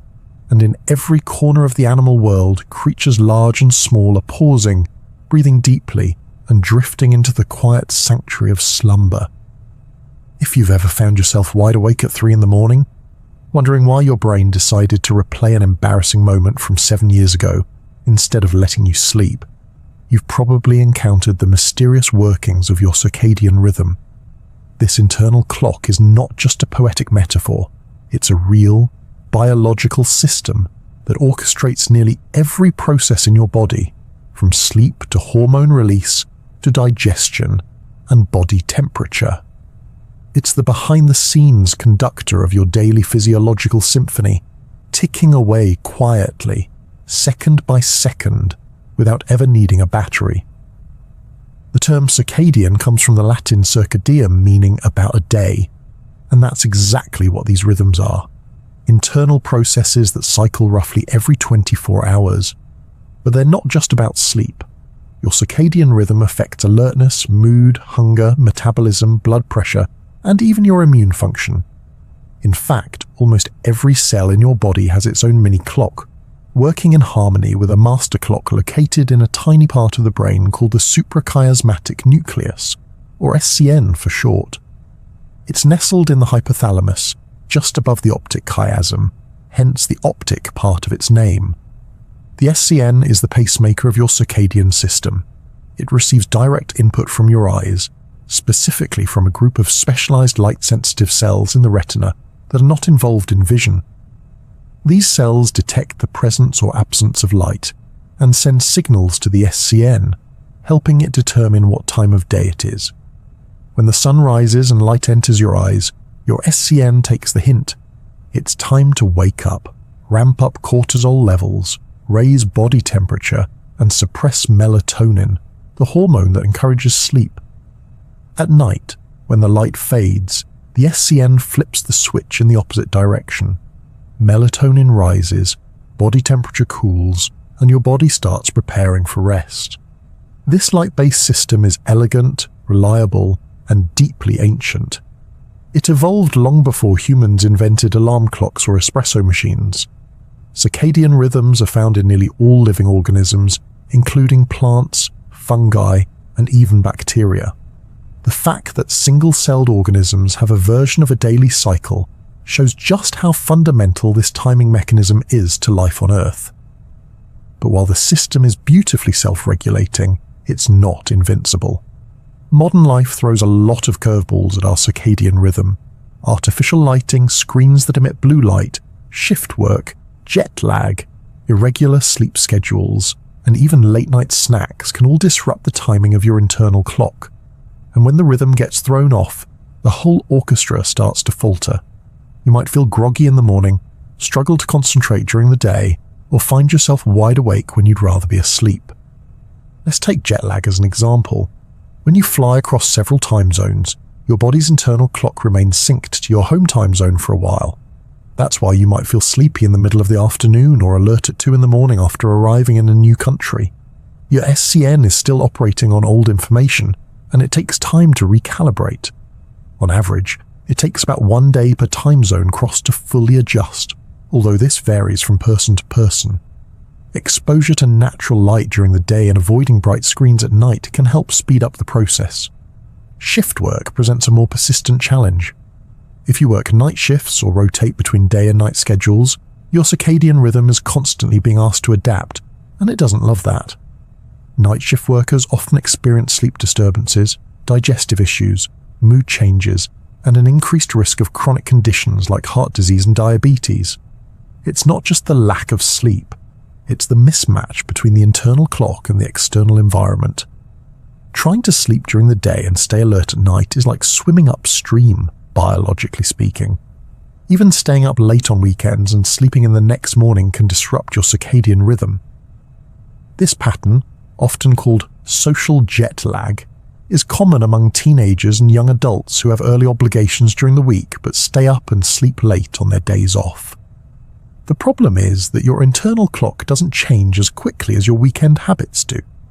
When Monday morning rolls around, your body is still trying to operate on Sunday's schedule, and everything feels harder than it should.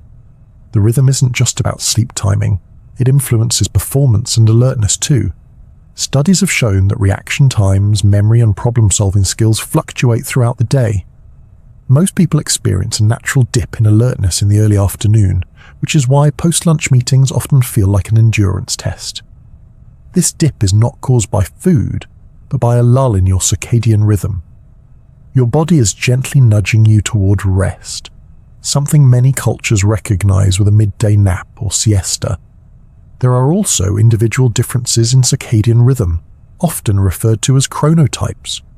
Some people are naturally early risers. These are the so-called morning larks. Others are night owls who feel more alert and creative in the evening. Most people fall somewhere in between, but these preferences are not just habits, they're influenced by genetics. The pair and clock genes, among others, help regulate your circadian rhythm and determine your sleep-wake tendencies. While you can shift your habits to some extent, forcing yourself into a rhythm that doesn't suit your biology can lead to fatigue, irritability, and even health problems. Speaking of health, disrupted circadian rhythms have been linked to a host of issues. Beyond the obvious fatigue and insomnia, long-term circadian misalignment has been associated with metabolic disorders, cardiovascular disease, immune dysfunction, and even certain types of cancer. The World Health Organization has classified shift work that disrupts circadian rhythms as a probable carcinogen. That may sound dramatic, but it underscores just how deeply embedded this biological timing system is in our overall health. On a cellular level, your circadian rhythm helps regulate gene expression. Thousands of genes are turned on and off in a rhythmic pattern, influencing everything from metabolism and inflammation to DNA repair.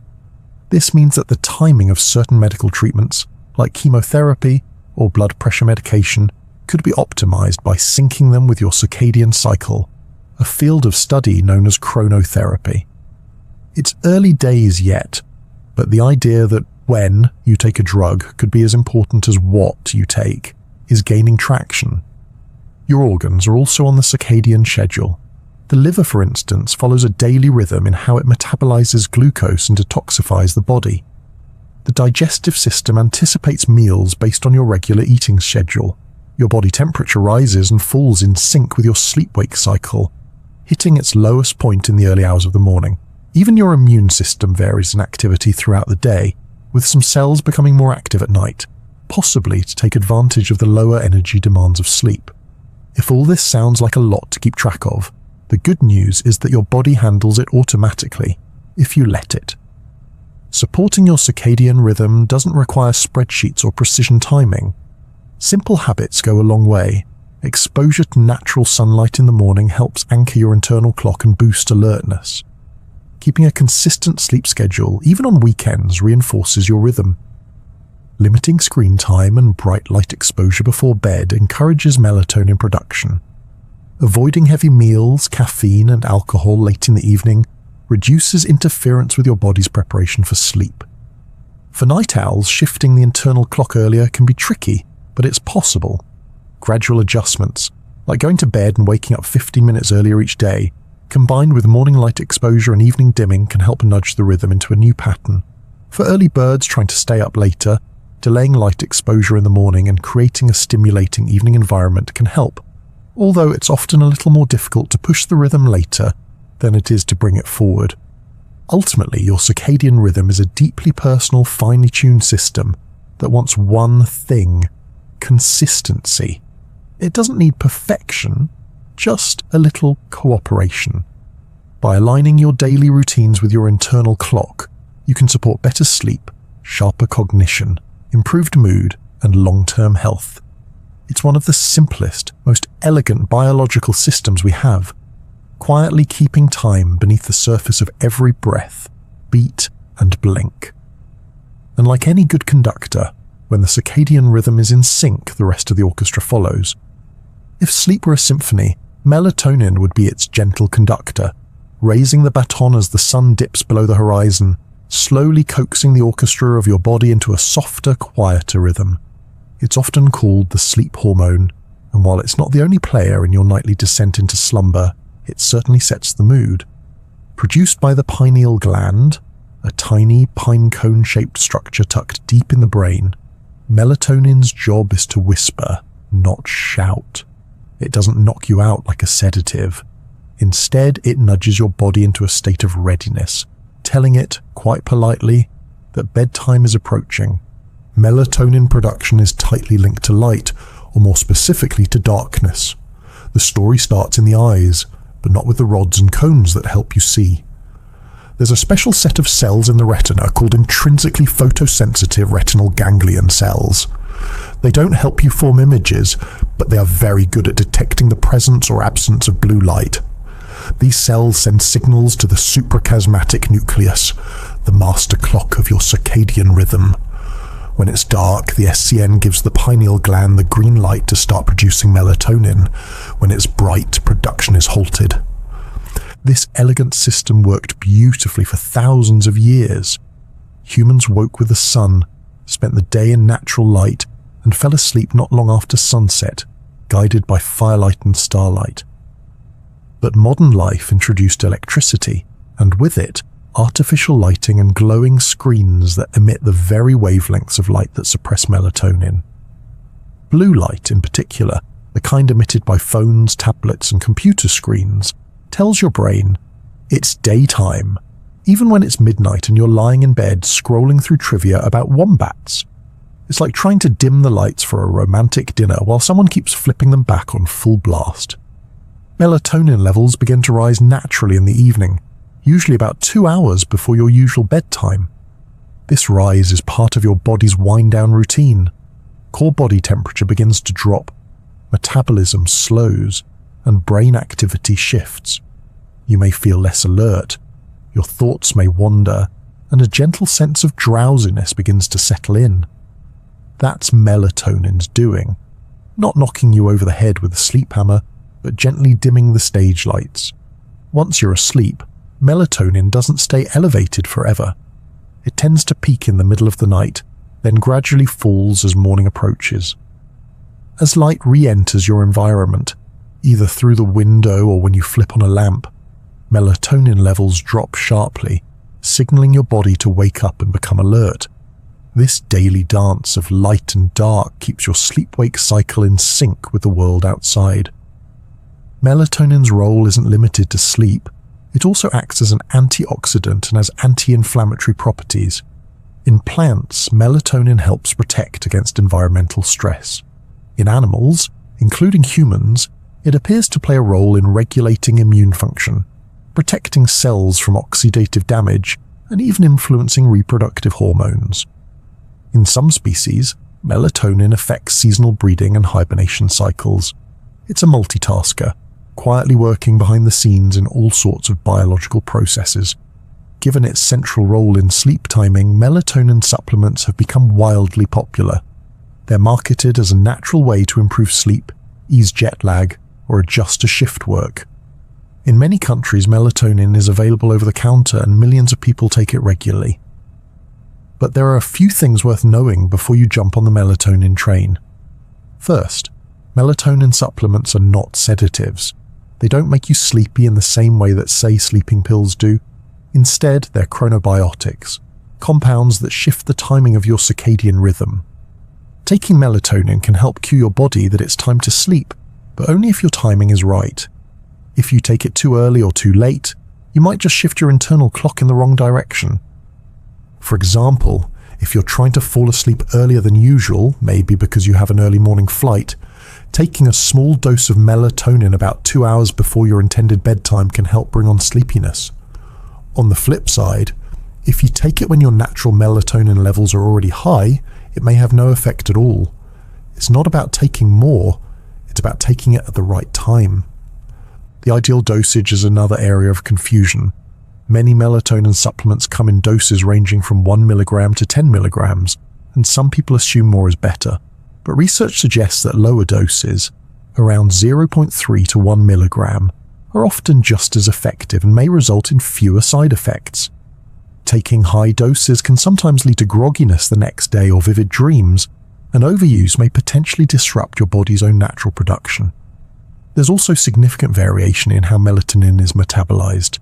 Genetics, age, liver function, and even diet can influence how long melatonin stays in your system. Some people feel its effects quickly, while others may not notice much at all. And because it's a supplement, regulation varies widely between countries. Studies have found that the actual melatonin content in some over-the-counter products can vary dramatically from what's listed on the label. Some even contain impurities or unlisted ingredients. If you're considering melatonin supplements, it's worth choosing a reputable brand and consulting with a healthcare provider, especially if you're on other medications or managing a medical condition. Melatonin is often recommended for jet lag, and with good reason. Crossing time zones throws off your internal clock, and melatonin can help realign it. The trick is to take it at your destination's bedtime, not your current bedtime. For instance, if you're flying east and want to fall asleep earlier in your new time zone, a low dose of melatonin taken an hour or two before your target bedtime can help your body adjust more quickly. Combined with bright light exposure in the morning and dim lighting in the evening, it can help reset your circadian rhythm and reduce that groggy, out-of-sync feeling. Shift workers also use melatonin to help adjust to irregular sleep schedules. For those who work nights and need to sleep during the day, melatonin can help signal to the brain that it's time to wind down, even if the sun is up. However, it's not a magic fix. Using blackout curtains, avoiding caffeine before bedtime, and maintaining consistent sleep and wake times are just as important.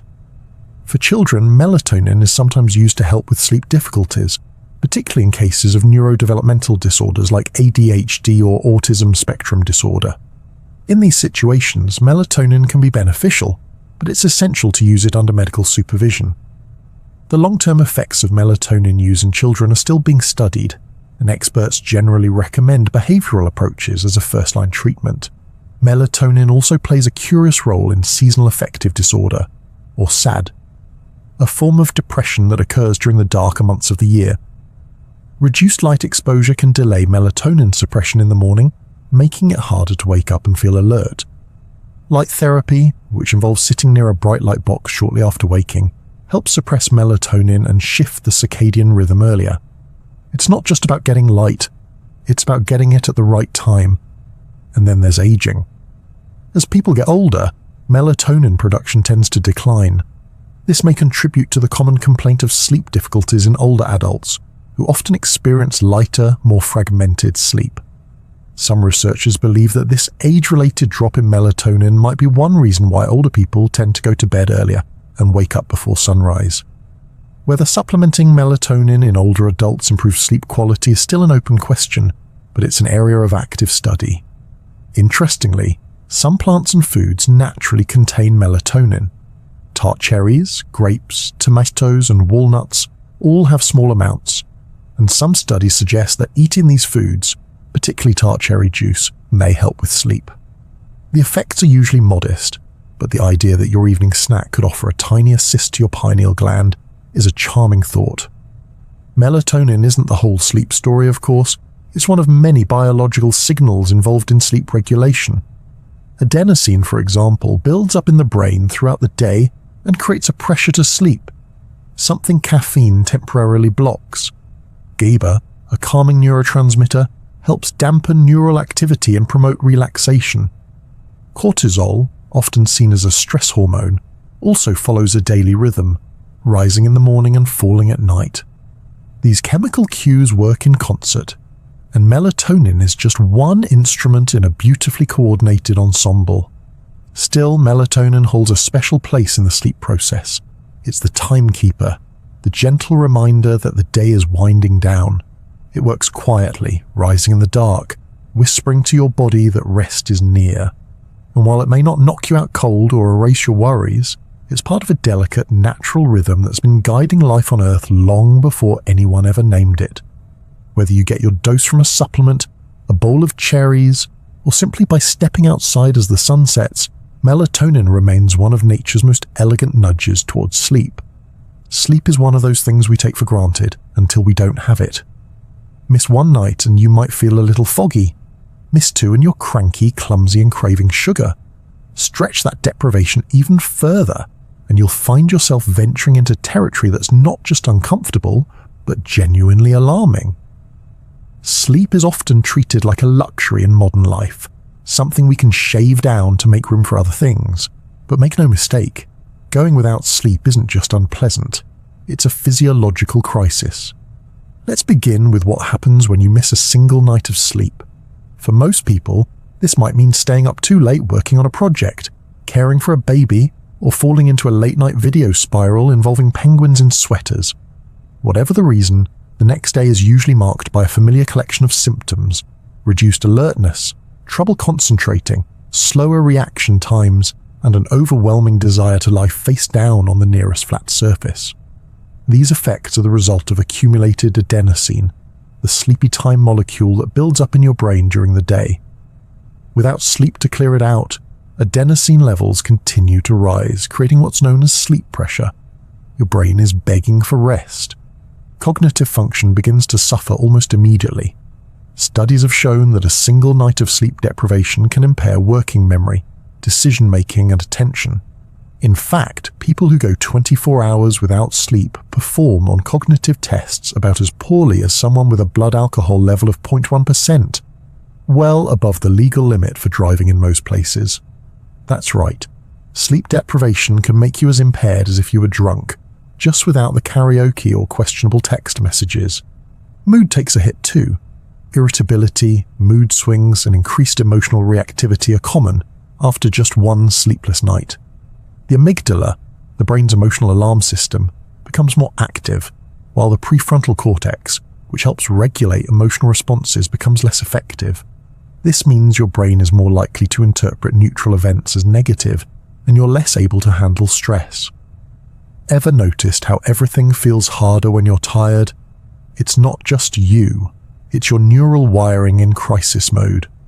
As the hours continue to tick by without sleep, things start to get weirder. Around 30 to 48 hours of sleep deprivation, you may start to experience micro-sleeps, brief episodes, lasting only a few seconds, during which the brain essentially shuts off. You may not even notice them happening. Your eyes remain open, but you zone out completely. If you're behind the wheel or operating machinery, this is obviously dangerous. Microsleeps are the body's way of forcing rest in an emergency, and they are a flashing red light on your biological dashboard. Beyond that point, cognitive performance plummets. Memory becomes unreliable. Speech can become slurred or nonsensical. Some people begin to hallucinate. These aren't vivid dreams. They're waking hallucinations caused by a brain that's running out of processing power.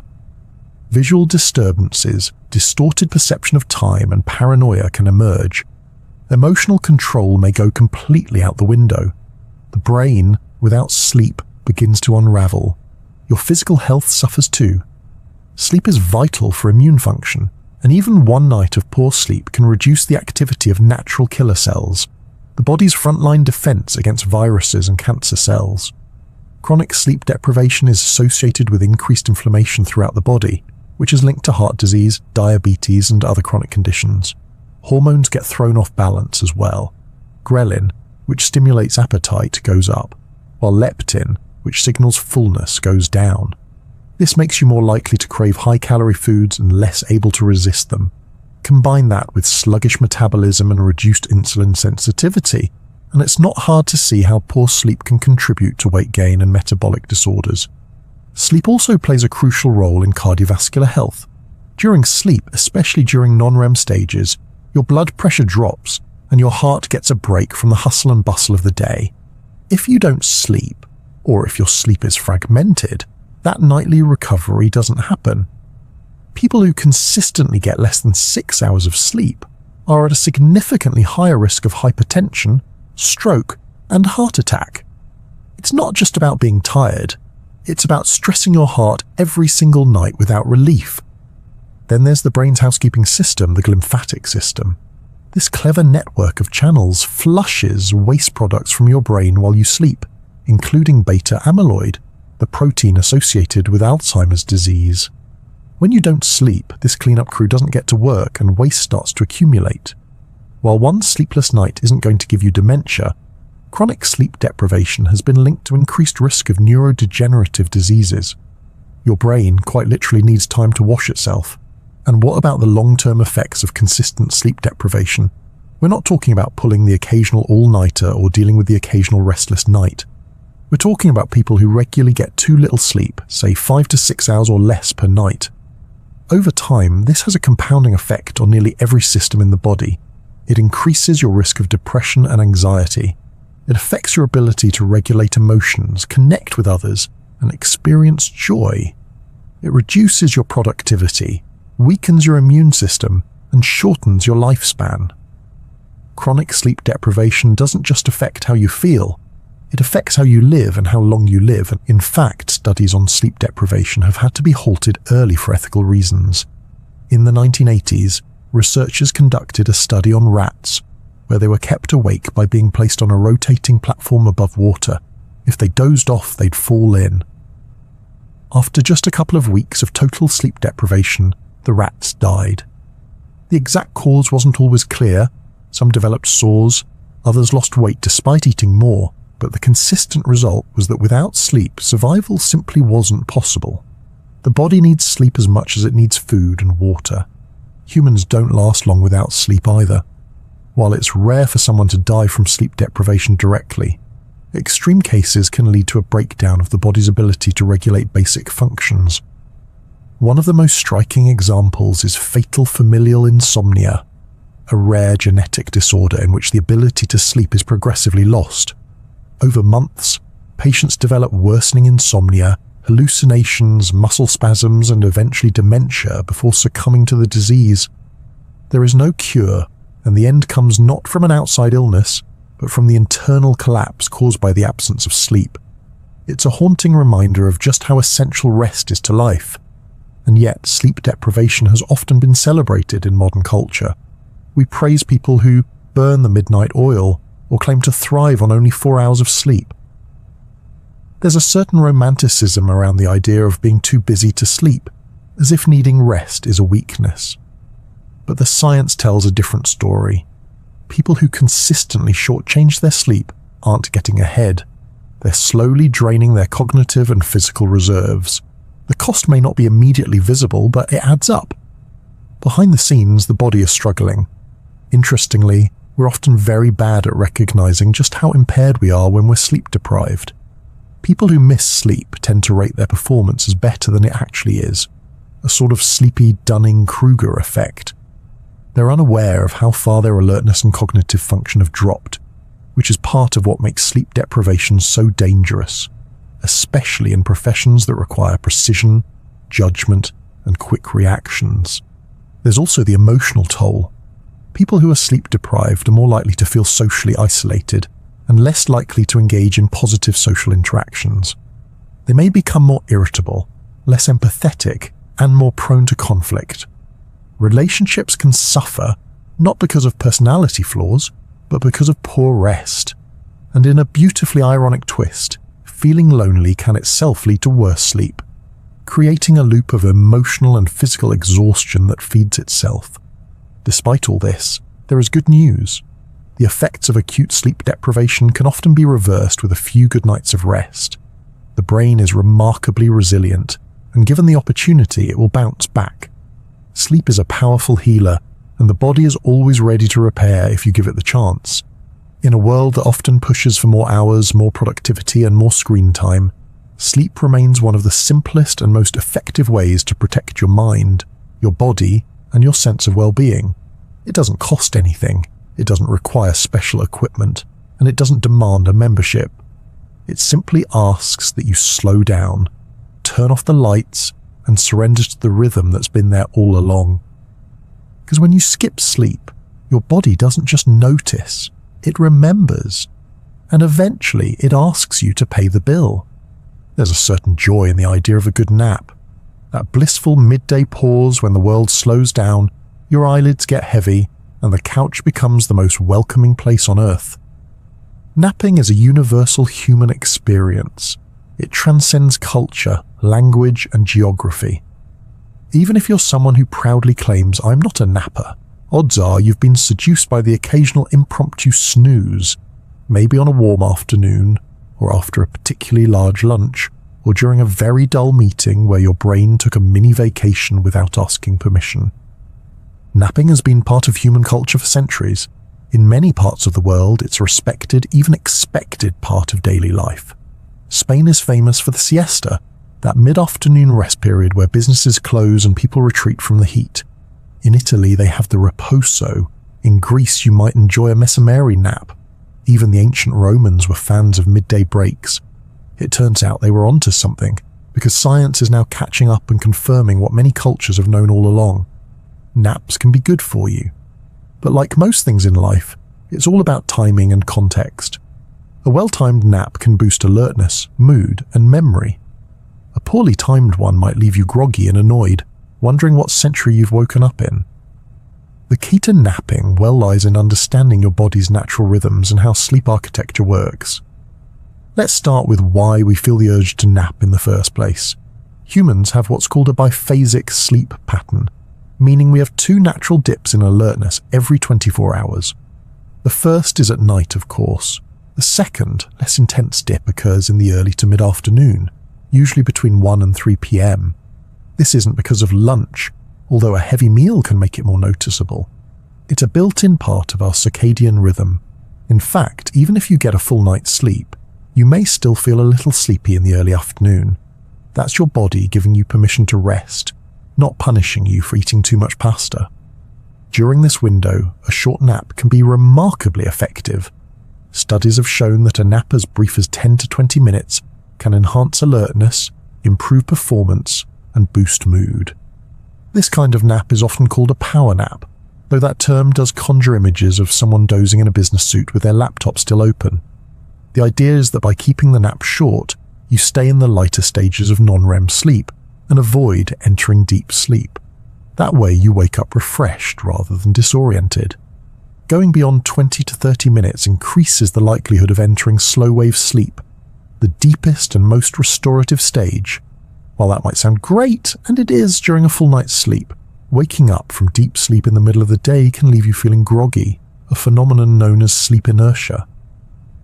This dazed, foggy state can last for several minutes or even longer, and is not ideal if you have to jump back into a busy day. That said, longer naps do have their place. A 90-minute nap allows you to complete a full sleep cycle, moving through light sleep, deep sleep, and REM. This type of nap can be beneficial for creative problem-solving, emotional processing, and learning.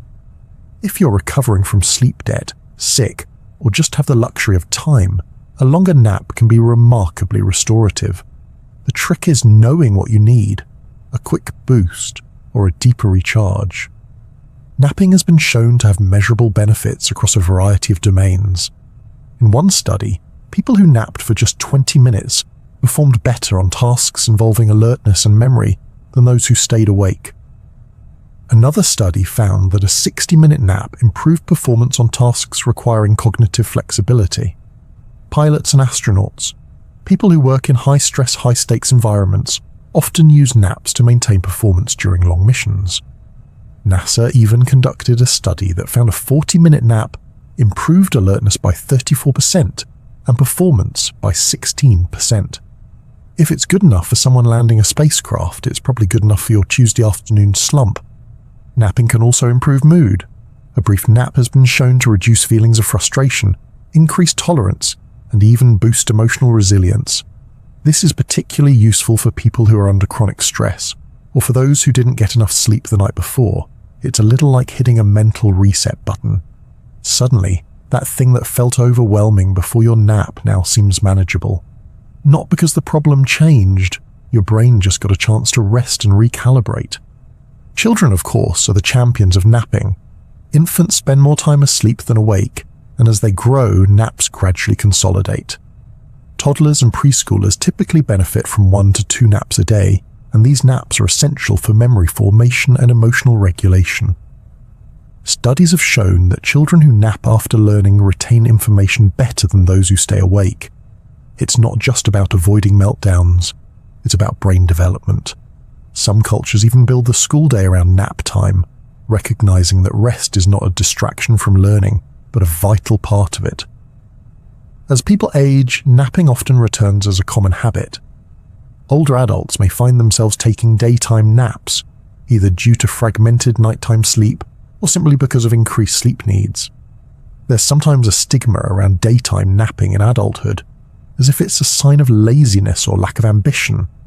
But in reality, it can be a smart and healthy habit, especially if it's timed well and doesn't interfere with nighttime sleep. There are, however, situations where napping can be counterproductive.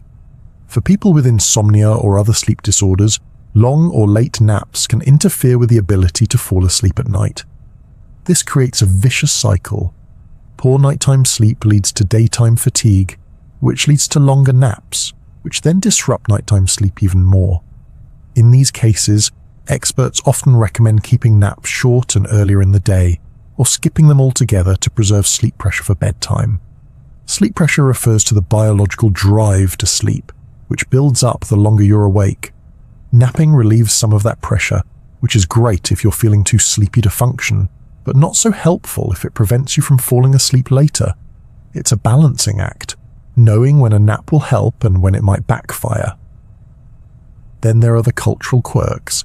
In Japan, for instance, in Emuri, the practice of napping in public or at work is often seen as a sign of diligence, a quiet badge of honor that says you've been working so hard you need a moment to recharge. Contrast that with workplaces in the West, where sleeping on the job is usually frowned upon unless you work at a nap pod startup. But that's changing. More companies are recognizing the benefits of strategic rest. Some forward-thinking offices now offer nap rooms, quiet zones, or flexible schedules to accommodate natural energy dips. After all, a short nap is often more effective than a third cup of coffee. Speaking of coffee, there's a clever technique known as the caffeine nap. The idea is to drink a small cup of coffee and then immediately take a short nap, around 20 minutes. Because caffeine takes about 20 to 30 minutes to kick in, you wake up just as it's beginning to work, creating a double boost in alertness. It sounds like something out of a productivity blog, but research supports it. Caffeine naps have been shown to improve performance more than either napping or caffeine alone. Just don't try this trick too late in the day unless you enjoy being wide awake at 2 a.m, contemplating your life choices. Napping doesn't require special equipment or a fancy setting. A quiet room, a comfortable chair or couch, and a bit of darkness can do wonders. Eye masks, white noise machines, or a warm blanket can enhance the experience. And if you don't actually fall asleep, that's okay. Even just lying down with your eyes closed, entering a state of rest and stillness, can help reduce stress and recharge your mental batteries. Sometimes a nap isn't about sleeping, it's about pausing. For something so simple, napping is remarkably powerful. It's a tool we can use to sharpen our minds, soothe our emotions, and restore our energy. It can help us recover from a rough night, prepare for a challenging task, or simply enjoy a peaceful moment in a busy day. There's no badge for pushing through exhaustion, but there is quiet satisfaction in knowing your body, listening to its signals, and giving it the rest it needs, whether it's a full night's sleep or a 20-minute intermission. So if your eyelids start to droop and your brain feels like it's running in molasses, don't be too quick to fight it. Find a cozy spot, set a gentle alarm, and give yourself permission to drift. It's not laziness, it's science, and your brain will thank you for the nap. Imagine walking into your bedroom at night. The lights are dim, the air is cool, your bed is neatly made, and your favorite blanket is waiting for you like a familiar hug. Instantly, your shoulders drop, your breathing slows, and your body starts whispering, "Yes, this is the place." That's the power of sleep hygiene, a term that, despite sounding like it belongs in a toothpaste commercial, is actually about creating the ideal conditions for restful, restorative sleep. Sleep hygiene isn't about being squeaky clean before bed, although a warm shower certainly doesn't hurt. It refers to a collection of behaviors, environmental cues, and daily habits that promote healthy sleep. Like brushing your teeth or stretching before exercise, good sleep hygiene helps you get the most out of your nightly rest. And it's often the first thing sleep experts look at when someone is struggling to sleep. Let's start with the basics. Consistency. Your body loves rhythm. It runs on countless biological clocks, all working together to keep you functioning smoothly. One of the most important of these is your circadian rhythm, which governs your sleep-wake cycle. Going to bed and waking up at the same time every day helps synchronize this internal clock. Yes, even on weekends. While sleeping in on a Saturday feels like a small rebellion against adult life, it can actually throw off your rhythm, making it harder to fall asleep and wake up during the week. Even just an hour or two of difference can create a kind of mini jet lag. The more consistent your schedule, the easier it is for your body to know when it's time to wind down and when it's time to rise. Light plays a major role in sleep hygiene. As we've learned, your brain uses light cues to regulate melatonin production, the hormone that helps you feel sleepy. Exposure to natural light during the day, especially in the morning, helps reinforce your internal clock and improves alertness. But in the evening, light can be a sleep saboteur. Blue light in particular, the kind emitted by phones, tablets, computers, and LED lights, suppresses melatonin and tricks your brain into thinking it's still daytime. That's why many experts recommend powering down screens at least an hour before bed. If that's not realistic, and let's be honest, sometimes it's not, using blue light filters, dimming screens, or wearing blue light blocking glasses can help reduce the impact. Next up, your sleep environment. Your bedroom should be a sanctuary, a place your brain associates with sleep, not with work, social media, or existential dread. Temperature matters. The ideal sleep temperature for most people is somewhere between 60 and 67 degrees Fahrenheit, or around 16 to 19 degrees Celsius. Cooler temperatures help signal to your body that it's time to sleep, mirroring the natural drop in core body temperature that happens at night. Darkness is just as important. Even small amounts of light can disrupt your sleep, especially if it's blue or white light. Blackout curtains, eye masks, or even just turning off hallway lights can make a significant difference. Your brain responds best to total darkness when it comes to deep, uninterrupted sleep. And if noise is an issue, whether it's traffic, neighbors, or your partner's surprisingly musical snoring, white noise machines, earplugs, or calming nature sounds can help mask disruptions and create a consistent auditory environment. Let's not forget your bed itself. A mattress that supports your preferred sleeping position, pillows that cradle your neck just right, and breathable sheets all contribute to sleep quality. Comfort is subjective. Some people prefer firm mattresses, others softer ones. But if you're waking up stiff, sore, or tangled in sheets like a confused burrito, it might be time to reassess your setup. Your bed should be a place your body associates with comfort and relaxation, not frustration or discomfort. Another cornerstone of good sleep hygiene is managing pre-bedtime behaviors. What you do in the hour or two before sleep matters. This is your wind-down window, and it's a great opportunity to signal to your body that rest is approaching. Establishing a calming bedtime routine can be incredibly helpful. This might include reading a book, ideally a printed one, taking a warm bath, doing some light stretching, practicing meditation or deep breathing, or sipping a non-caffeinated herbal tea. Whatever it is, the goal is to create a predictable ritual that tells your brain we're transitioning from day to night. And then there's caffeine, glorious life-sustaining caffeine. While it can be a helpful morning companion, it's also a potent sleep disruptor. Caffeine has a half-life of about 5 to 7 hours, which means that half the caffeine from your 3 p.m. coffee might still be lingering in your system at bedtime. Everyone metabolizes caffeine differently, but as a general rule, try to avoid it in the late afternoon and evening. That includes coffee, but also tea, soda, energy drinks, and yes, even chocolate. Alcohol is another tricky one. Many people use a drink or two to unwind in the evening, and while alcohol can help you fall asleep faster, it significantly disrupts the quality of your sleep. It suppresses REM sleep, increases nighttime awakenings, and can lead to fragmented, less restorative rest. It also relaxes the muscles in your throat, increasing the likelihood of snoring or sleep apnea events. So while a glass of wine might feel like it's helping, your brain may disagree once the night wears on. Exercise is another important piece of the puzzle. Regular physical activity has been shown to improve sleep quality, reduce insomnia, and help regulate the sleep cycle. The key is timing.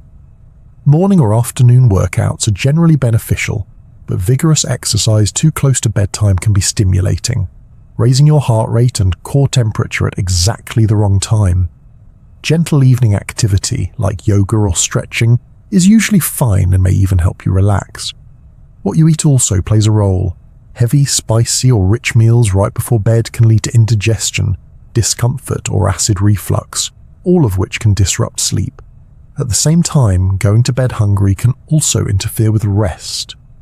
A light snack with a mix of complex carbohydrates and a little protein, like a banana with peanut butter or whole grain toast with a slice of turkey, can help keep blood sugar stable through the night and support the production of serotonin, a precursor to melatonin.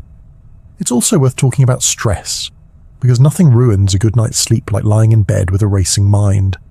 If you've ever replayed an awkward conversation from 3 days ago, mentally rewritten an email 14 times, or suddenly remembered a dental appointment from 6 months ago, right as you were about to drift off, you're not alone. Stress and anxiety are among the most common causes of sleep disruption.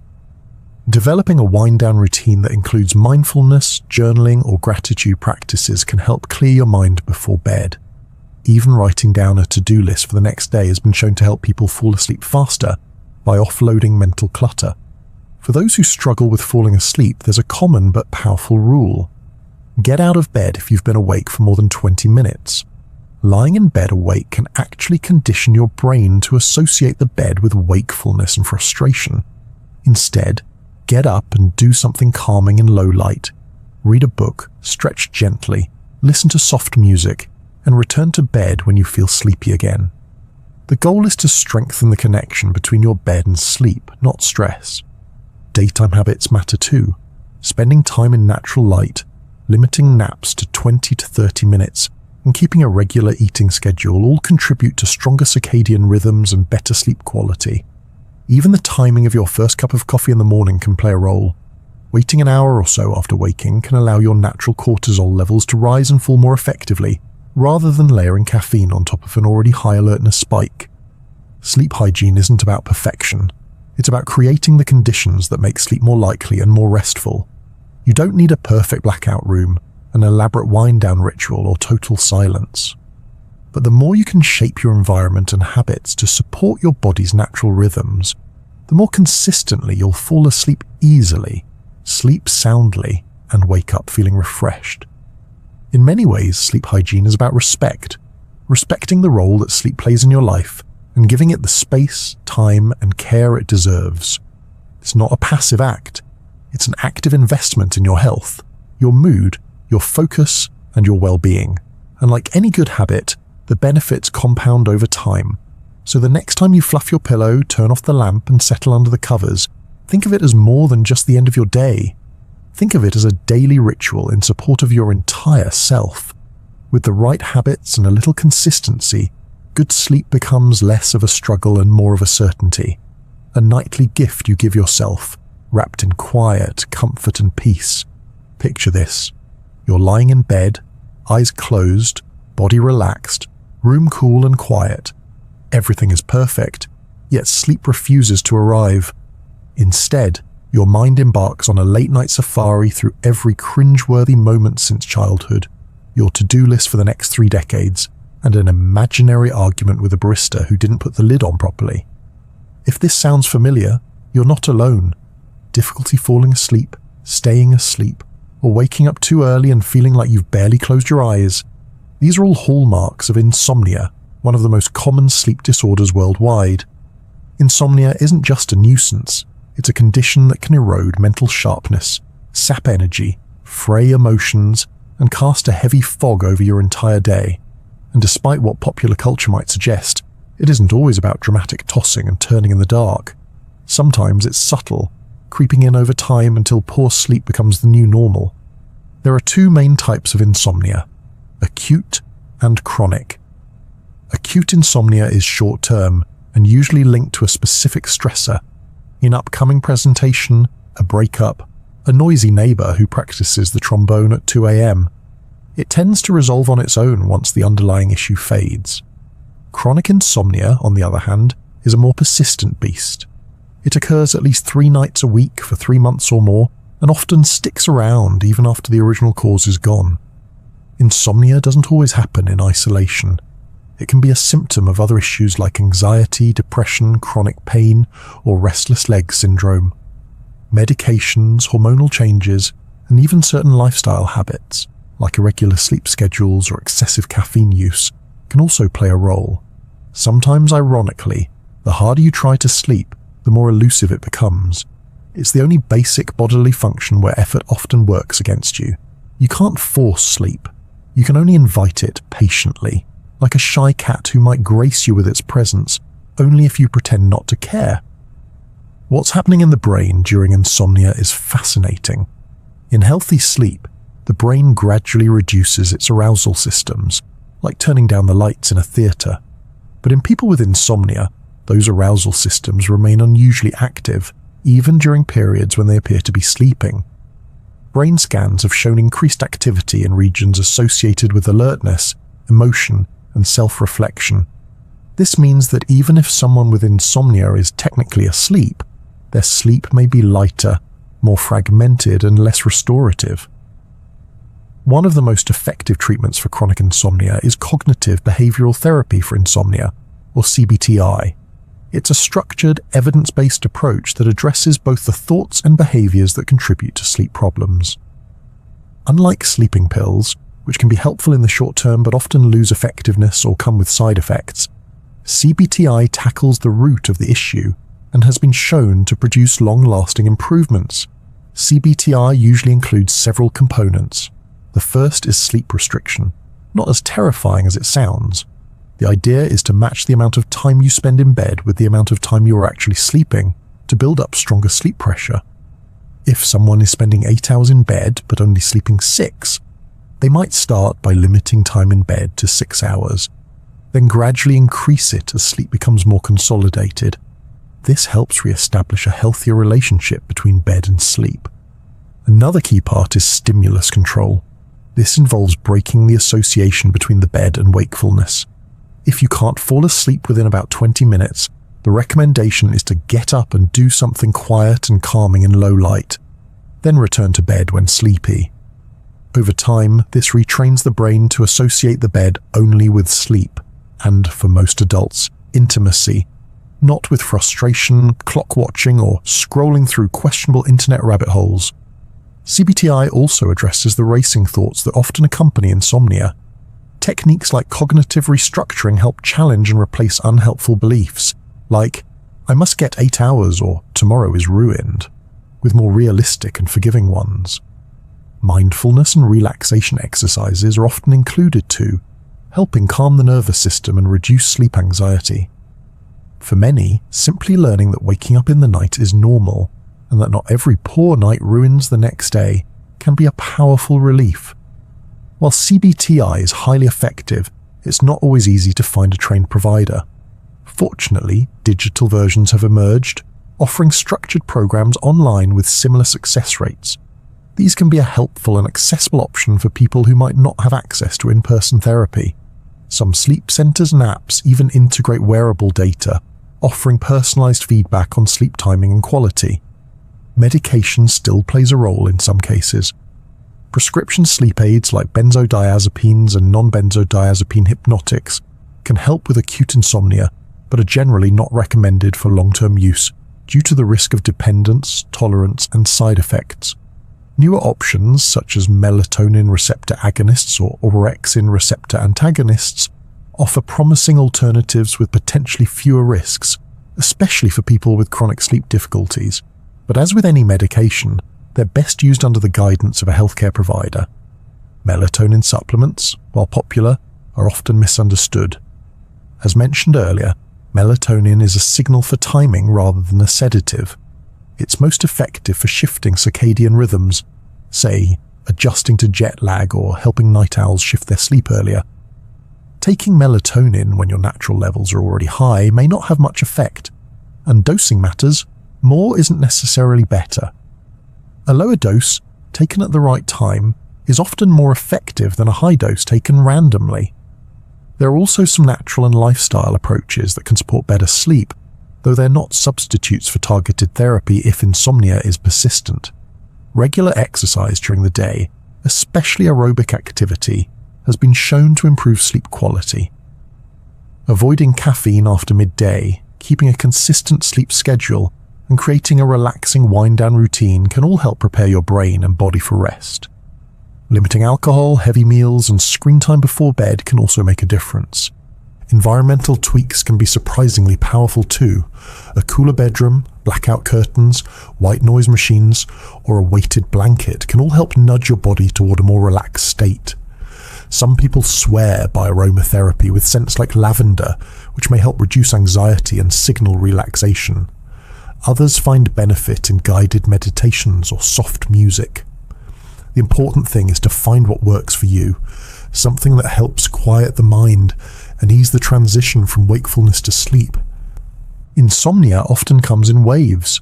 For many, it flares up during periods of stress or change, then fades. But sometimes, fear of not sleeping becomes a self-fulfilling prophecy. You lie down already dreading the night ahead, heart rate climbing, mind racing. That anticipatory anxiety alone can keep you awake.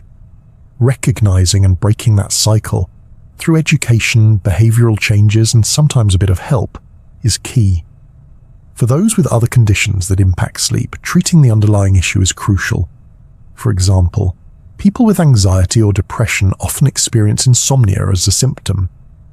Addressing the mental health condition often improves sleep. Similarly, managing chronic pain, sleep apnea, or hormonal changes can relieve the burden on nighttime rest. In some cases, sleep issues reveal underlying health problems that would otherwise go unnoticed. One of the most important things anyone dealing with insomnia can do is to drop the guilt. Struggling to sleep isn't a moral failing or a sign of weakness. It's a complex interaction of biology, psychology, and environment. And while society often glorifies productivity and sleep deprivation, the truth is that rest is not a luxury. It's a necessity. You don't need to earn your sleep. You just need to allow it. Everyone has the occasional sleepless night. It becomes a problem when it's frequent, distressing, and impacts your ability to function during the day. But help is out there, and better sleep is absolutely possible. It might take a little patience, a few habit shifts, and sometimes professional support, but your body wants to sleep. It's designed for it. Sometimes it just needs the right conditions and a little encouragement. And so, if you find yourself staring at the ceiling long after midnight, know this: you're not alone and you're not broken. Your brain may be busy now, but it remembers how to rest. Like a forgotten melody, sleep can be rediscovered. One breath, one evening, one gentle night at a time. Let's say you're getting your 7 to 9 hours of sleep each night. You've perfected your sleep hygiene. No blue lights before bed, your room is as cool and quiet as a high-end cave, and you've mastered the art of the relaxing wind-down routine. But even with all of this, you wake up feeling like you've wrestled with a ghost all night and somehow lost. Your brain is foggy, your mood is low, and no amount of coffee seems to put the pieces back together. If this sounds familiar, you might be dealing with something more complicated than insomnia. You might be encountering one of the many other sleep disorders that fly under the radar, but can seriously disrupt your nights and your days. Sleep disorders are more common than you might think. Millions of people struggle with them, often without even knowing the name of the condition they're experiencing. They come in many forms, some loud and dramatic, others sneaky and silent, but they all share a common trait. They interfere with your ability to get restful, restorative sleep. Let's start with one of the most well-known and widely underdiagnosed, sleep apnea. If your partner has ever told you that you snore like a freight train, or that you stop breathing in your sleep and then suddenly gasp like you're surfacing from a deep dive, this might be your culprit. Sleep apnea is a disorder in which your breathing repeatedly stops and starts throughout the night. The most common type, obstructive sleep apnea, happens when the muscles at the back of your throat relax too much, causing your airway to narrow or close. Central sleep apnea, less common, involves a failure of the brain to send the proper signals to the muscles that control breathing. Regardless of the type, the result is fragmented, poor quality sleep and a drop in blood oxygen levels. People with sleep apnea often don't remember waking up, but they might wake hundreds of times a night, just for a few seconds each time, as the brain jolts them awake to reopen the airway. This constant cycle prevents deep sleep and can lead to daytime fatigue, memory problems, mood swings, and even an increased risk of high blood pressure, heart disease, and stroke. Diagnosis typically involves a sleep study, either at a sleep center or with a take-home device that monitors your breathing, oxygen levels, heart rate, and brain activity overnight. Treatment often includes a CPAP machine, which stands for continuous positive airway pressure. This device keeps your airway open with a gentle stream of air, delivered through a mask you wear while you sleep. While it might not be the most glamorous bedtime accessory, many people find that once they adjust, their sleep and quality of life improves dramatically. Other treatments include oral appliances, weight loss, positional therapy, or surgery, depending on the severity and underlying causes. Another surprisingly common sleep issue is restless leg syndrome, or RLS. If you've ever had the overwhelming urge to move your legs at night, an itchy, twitchy, crawling sensation that only eases when you stretch, walk, or fidget, you might have experienced this firsthand. RLS often strikes during the evening or nighttime hours, just when you're trying to relax. It can make falling asleep feel like trying to meditate on a trampoline. The condition is believed to involve the brain's dopamine system and may have a genetic component. Iron deficiency can also play a role, as can certain medications. Treatment depends on severity. Mild cases may respond to lifestyle changes like reducing caffeine, alcohol and tobacco, getting regular exercise, and maintaining good sleep hygiene. More severe cases may require medications that affect dopamine levels or other neurological pathways. The key is not to ignore the symptoms or dismiss them as mere restlessness. Chronic RLS can lead to significant sleep disruption and reduced quality of life. Closely related is periodic limb movement disorder, or PLMD, where the sleeper's legs or arms move involuntarily in rhythmic jerks, often every 20 to 40 seconds. Unlike RLS, which involves discomfort and urge to move while awake, PLMD occurs during sleep and often without the sleeper's awareness. It can disrupt sleep architecture and lead to excessive daytime sleepiness. Some people have both RLS and PLMD, making bedtime a particularly acrobatic experience. Then there's narcolepsy, a condition that is often misunderstood and unfairly reduced to punchlines in sitcoms. Narcolepsy is a chronic neurological disorder that affects the brain's ability to regulate sleep-wake cycles. People with narcolepsy experience excessive daytime sleepiness, and some may have sudden sleep attacks, where they fall asleep unexpectedly, even in the middle of activities like eating or talking. It's not about laziness or poor sleep habits. It's a serious condition with deep biological roots. Narcolepsy comes in two main types, with cataplexy and without.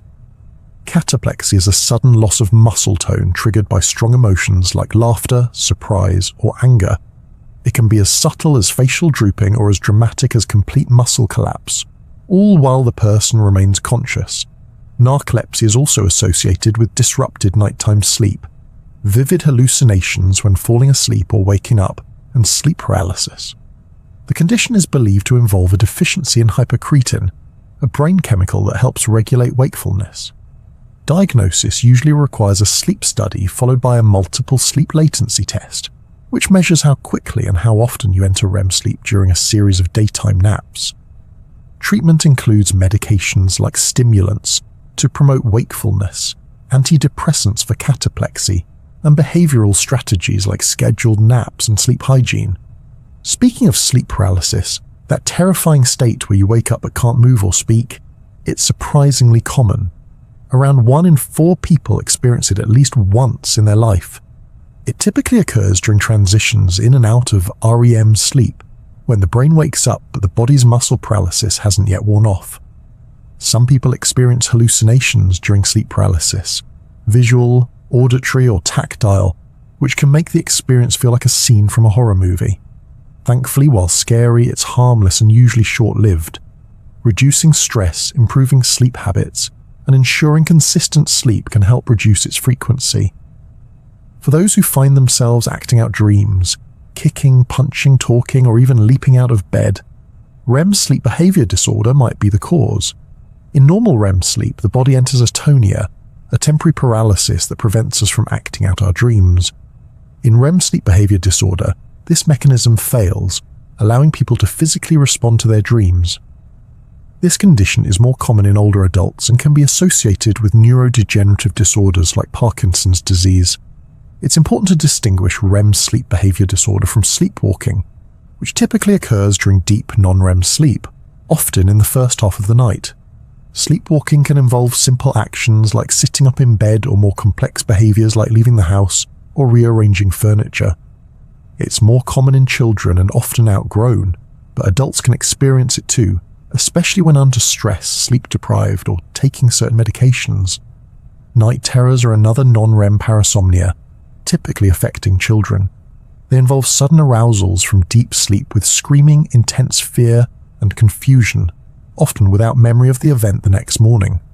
While distressing to witness, they're usually harmless and don't require treatment unless they are frequent or dangerous. Helping children maintain a consistent bedtime routine and ensuring they get enough sleep can reduce occurrences. Circadian rhythm disorders round out the list of common but often overlooked sleep issues. These include delayed sleep phase disorder, where the person's internal clock is shifted later than normal. Think of the teenager who naturally falls asleep at 2 a.m. and struggles to wake up for school. There's also advanced sleep phase disorder, more common in older adults, where people feel sleepy in the early evening and wake up around 4 a.m. There are even more extreme forms, like non-24-hour sleep-wake disorder, often seen in blind individuals, where the internal clock runs on a cycle slightly longer than 24 hours and gradually shifts over time. These disorders can wreak havoc on daily life, but they are treatable. Light therapy, melatonin, and behavioral adjustments can help realign the body's internal clock. The key is consistency and, when needed, guidance from a sleep specialist. All of these conditions highlight the complex, intricate, and sometimes fragile nature of sleep. It's not just about how much you sleep, but how well your body cycles through its stages, maintains its rhythm, and responds to internal and external cues.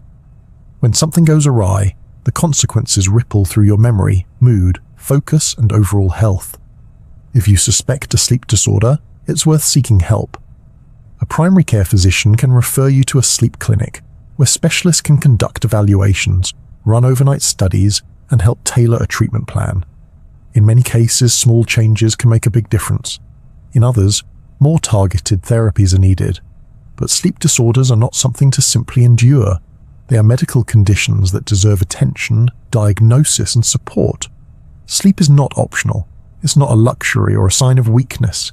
It's a foundational pillar of health, as vital as food and water, and when it's disrupted, whether by snoring, twitchy legs, a misaligned body clock, or a brain that forgets how to stay awake or fall asleep, it's worth taking seriously. Because a good night's sleep is never just about the night. It's about how you live every moment that follows. If there's one universal truth that transcends time zones, generations, and personality types, it's this. We all love a good bedtime story, whether it's a child drifting off to tales of dragons and fairies, or an adult lured to sleep by the soothing cadence of a podcast host with a calming voice and a knack for meandering monologues about moths. There's something deeply comforting about being told a story as we drift into sleep. But why? What is it about a narrative that helps us relax, unwind, and finally give ourselves permission to let go of the day? To answer that, we need to dive into the psychology of the bedtime routine, specifically the rituals and cues we use to signal to our brains that it's okay to stop thinking, striving, and scrolling. Sleep doesn't arrive like flipping a switch. It's more like easing down a dimmer, and storytelling, in all its forms, is one of the oldest and most effective ways we do that. Before the invention of blackout curtains, alarm clocks, and memory foam, humans sat around fires, told stories, watched the stars, and listened to the sounds of the night. This quiet, communal time at dusk served not only as entertainment, but also as a signal to the brain that the active part of the day was done. As the firelight flickered and voices softened, heart rate slowed, muscles relaxed, and the mind began its descent into rest. Even in our modern lives, those primal rhythms remain. Today's storytelling might come in different forms: novels, audiobooks, sleep apps, ASMR videos, even nature documentaries whispered with the gentle rhythm of waves, but the effect is similar. These experiences provide a structured, gentle distraction from the mental noise of the day. When your brain is galloping from task to task, it doesn't easily leap into stillness, but give it a story, a trail to follow, a rhythm to match, and suddenly it has something to anchor itself to. Cognitive behavioral researchers refer to this as cognitive shuffling. The idea is that when your brain is given a sequence of loosely connected, mildly interesting thoughts, like those found in a calming story, it stops racing. Your working memory relaxes, your sense of urgency fades, and your body starts releasing the physiological grip of the day. You're not being lulled into sleep through boredom, but through redirection. The brain is gently entertained, but not so stimulated that it needs to stay alert. This is also why the best bedtime stories for adults aren't cliffhangers. You don't want plot twists or unresolved suspense right before bed. A high-stakes courtroom drama might be fascinating at 2 p.m., but at 10 p.m. it's a recipe for lying awake replaying every line of cross-examination. Calming stories are different. They often involve simple imagery, a gentle pace, and sometimes even purposeful rambling. Think of the structure of a guided meditation, or the meandering observations of someone describing a walk through an old bookshop. The goal isn't to grip your attention, it's to let it drift. The auditory element is especially powerful. Listening to someone speak in a calm, even tone can activate your parasympathetic nervous system, the part of your body responsible for rest and digestion. The voice becomes a kind of auditory lullaby, a signal that you're safe and it's okay to relax. That's why bedtime story podcasts often use soft, slow delivery, minimal background music, and storylines that focus more on atmosphere than action. Some even encourage listeners to let their minds wander and not worry about following every detail. That's not poor storytelling, it's intentional design. This idea of narrative-induced calm isn't just anecdotal. Research has shown that engaging with calming stories before bed can reduce cortisol levels, lower heart rate, and decrease the time it takes to fall asleep. In a study of adults with mild insomnia, those who listened to audiobooks or guided narratives at bedtime reported improved sleep quality and less nighttime wakefulness. The effect wasn't dramatic, but it was consistent, and in the world of sleep, even small improvements can feel life-changing. It's not just fiction that works. Some people find non-fiction stories just as effective, especially if they're gently delivered. Think about the structure of a documentary about the migration of sea turtles, or a slow-paced travelogue about quiet villages in rural France. The information might be real, but the way it's presented can have a profoundly calming effect. It's the difference between reading the news and reading about moss-covered stone walls in the Scottish Highlands. One raises your blood pressure, the other lowers it. The visual component can matter too, though it comes with a caveat. Watching a screen before bed isn't ideal due to the blue light that suppresses melatonin, but many sleep-focused videos are designed with this in mind.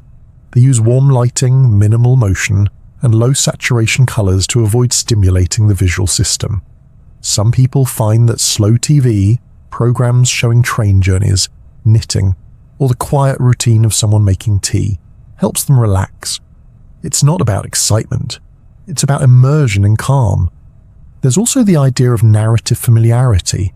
Listening to the same story or show night after night might seem repetitive, but it's actually a useful sleep aid. Familiar stories reduce cognitive effort. Your brain doesn't need to work to follow the plot or worry about what comes next. Instead, it leans into the comfort of predictability. This is why some people fall asleep to the same audiobook or series night after night. It's not because they haven't finished it, but because they've built a mental association between that narrative and the process of falling asleep. Children, of course, have this instinct down to an art. Many children want the same story read in the same voice every night, even if the pages are falling out and the ending is memorized by heart. They're not bored, they're comforted.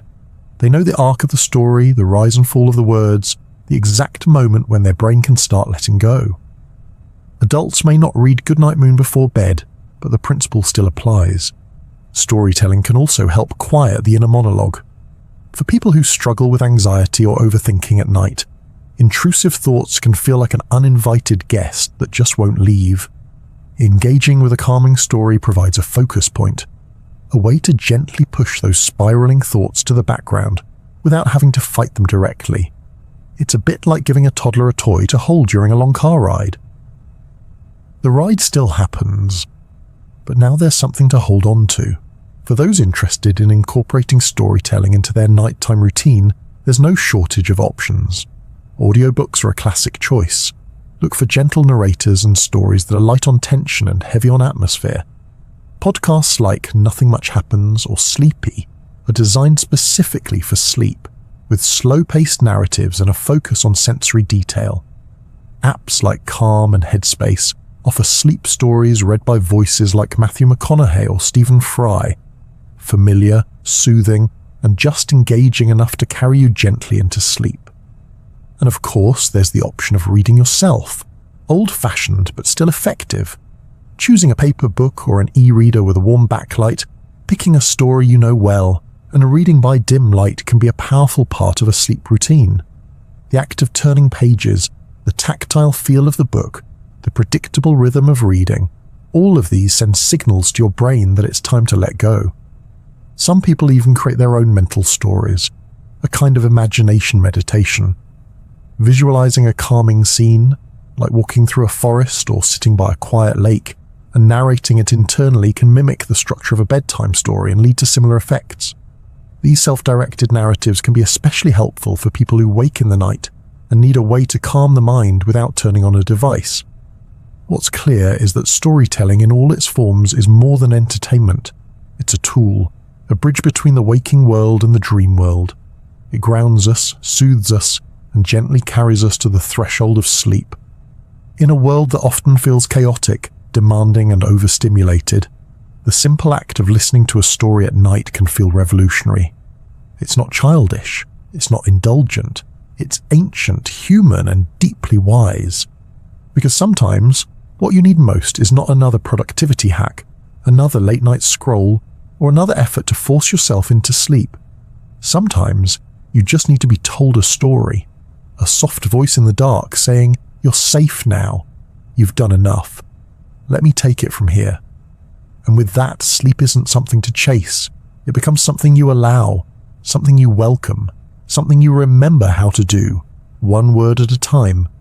And now, as we draw the covers around this long, gentle exploration of sleep, the elixir of life, it's time to settle into stillness. We've wandered through the rhythms of circadian clocks, tiptoed through the dreamscapes of REM, traced the delicate threads of melatonin, and even spent time with napping cats, restless legs, and soothing bedtime stories. From the science of sleep cycles to the art of winding down, we've followed sleep across biology, behavior, and bedtime rituals.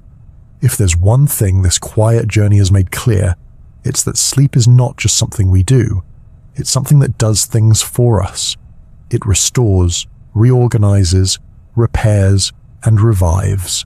It shapes our memory, balances our emotions, supports our immune system, and even, in its own quiet way, helps us understand ourselves. It is a biological necessity dressed up as a nightly miracle, and it is yours, freely given each and every night.